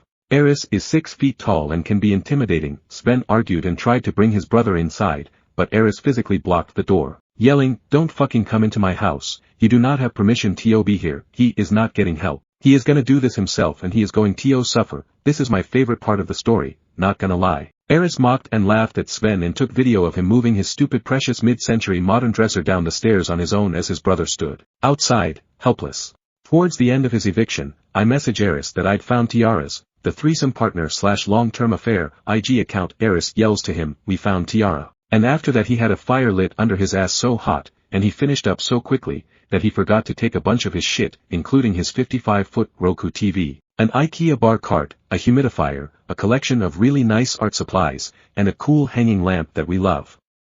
Score for us. Meanwhile, Eris's post blew up locally, and all of a sudden both Eris and I were receiving direct messages from women who had information. He was either in their direct messages being a creepy, sex pest, or they had been sexting with him, or they had met up with him and they had sex. We found that he had a completely different MO with these women, asking them to do kinky stuff he never even brought up with me, pressuring them for nude photos, pressuring them into making sex videos with him, and getting creepy and pushy with a lot of them. He constructed different lies for different affairs. Some were short-term, some were ongoing for months. I'm pretty sure he was cheating with Tiara for about a year. She thought he and I were open. We found out from an old acquaintance of his that this is not Sven's first public outing for this behavior, and that his marriage back in 2017 ended on eerily similar terms. After he had moved to New England for his marriage, he had to move back to our state after being outed. As screenshots and stories rolled in, I began to realize that he was not sharing his HSV-2 status with any of these women. I saw a screenshot of him telling someone that he had just been tested and was negative for any STIs. Alarms start blaring in my mind. He was not only manipulating women into sex with lies about he and I being in an open relationship, or just denying my existence. In general, he gaslit one long-term affair partner who had gotten wise and found my social media accounts, but he was also withholding sexual health information. This is predatory. This is sexual abuse. Period. Eris makes another post, this time much more incriminating, and shares that he is a sexual abuser and predator. The fallout from that second post is even worse for Sven. At this point, he's losing friends and sexting partners left and right. We get into contact with the most recent ex, remember Melody? Well, it turns out that he did not break up with Melody when he said he did, and that when he moved back here, she and him were still a couple. so he had been cheating on her with me after all. When I told him we couldn't be flirty or romantic when he was in a relationship, he just decided to pretend he wasn't. But he still later used the "I made a sacrifice for you / I moved back here for you" manipulation tactic with me on many occasions. Melody, fortunately, used to live in our city, and used to work at the venue that Sven's band was booked to play at in the coming week. Melody went ahead and put a word in with the venue, asking them if they really wanted to feature sexual predators on their stage. The venue dropped the show, which clued in Sven's bandmates to the situation, who decided to dissolve the band. Now, it's been over 6 months and a lot of therapy sessions for me, and at this point I'm just trying to move on and recover, and never date another man for the rest of my life. Then, a couple weeks ago, Eris received some new information. The acquaintance who told us about the ex-wife in New England still follows Sven, and she shares that he's now posting clues that he's dating someone new. She provided the IG handle of the new partner, let's call her Haley. Eris told me they wanted to reach out and I said go for it, just leave me out of it. Turns out, Sven is back at it with his old patterns. Haley, of course, knew nothing of his public shaming or past behavior. She got the same love-bombing illusion that I got from him, no pressure for nudes or sexual pestering, just a sweet and attentive tortured soul with so much love and generosity to give and a sad childhood. But anyway, Eris finds out that they've been talking for several months. Haley lives in New England, and Sven was planning to move up there to be with her. See a pattern, folks? She had plane tickets and had planned to come here to visit him the upcoming weekend. Eris provided Haley with all the screenshots she asked for, and I think even put her in touch with one of the affair partners. Empowered with the truth, Haley broke up with Sven and blocked him everywhere. Unrelated, but we heard that he also posted that he crashed his car and had to borrow money from one of his last remaining friends to get it fixed. I also hear that he's gone down to part-time at his job, and may be on the way to being fired. He works in the music industry and info gets around. Nobody wants a pariah on their payroll. Last, I found out from Eris that Sven is now planning to move to the East Coast to live with his one remaining loyalist. Pick-me friend, the one who paid for his car. So, life ruined by cheating on me and all I had to do was have a cool friend. Stories number 60. I, 24M, found something on her, 22F, phone. Relationship advice. I shouldn't have snooped. She drinks a lot and she passed out. I was plugging her phone in and getting in bed with her when I saw a message from an unsaved number that seemed weird. She has a toxic ex who she has vehemently denounced, says he stalked her, threatened to kill himself, etc. But somehow after her changing her number, deleting her socials and moving across the country with me, she said, while drunk, that he texted her one night. She was hysterical. I comforted her but wondered how he could have found her. Anyway, tonight I see this text. Already suspicious about things with this ex. I read it. It's some drunk selfies from tonight and him just responding, hope you're okay. I go to recently deleted messages and find 600-something messages with him. Mostly drunken, some spewing vitriol at him, others just drunk incoherence. But some are just lying about me or some very personal stuff going on with me. And one said, I think I'm in love with you, from her to him, because he basically ignores her and just calls her crazy. Now if all these texts with him came from her while she was drunk, I would confront her, but I probably wouldn't be alarmed enough to do anything, out of weakness for sure. But the fact that she did have some normal conversation with him while sober, at 11 a.m. when she'd be at work, telling him about her job and life out here, well, that's just been too much. She's currently sleeping beside me and my heart is about I beat out of my chest. I can't sleep, I can't wake her up, I have to confront her in the morning. This is going to be so devastating. We've been together for 2 years BTW and recently got a really cute kitten. Is there any scenario where this can be fixed and our trust not broken forever? How do I know if she even loves me or if she ever has? What do I do? Stories number 61. Am I the asshole for reminding my friend she's turning into a fossil? I, 24F, have a close friendship with this woman named Monica, 28F. I understand that there's an age gap here at play, but trust me on this. It's for greater good. The main problem is that she doesn't seem to get the memo. She's in her prime middle-aged year, the dreaded 28 club, and has yet to birth a golden child, middle child, and an older child. Honestly, I look down on any family where I can count them using the fingers in only one of my hands, but I digress. Fellas, I tell you she has missed everything.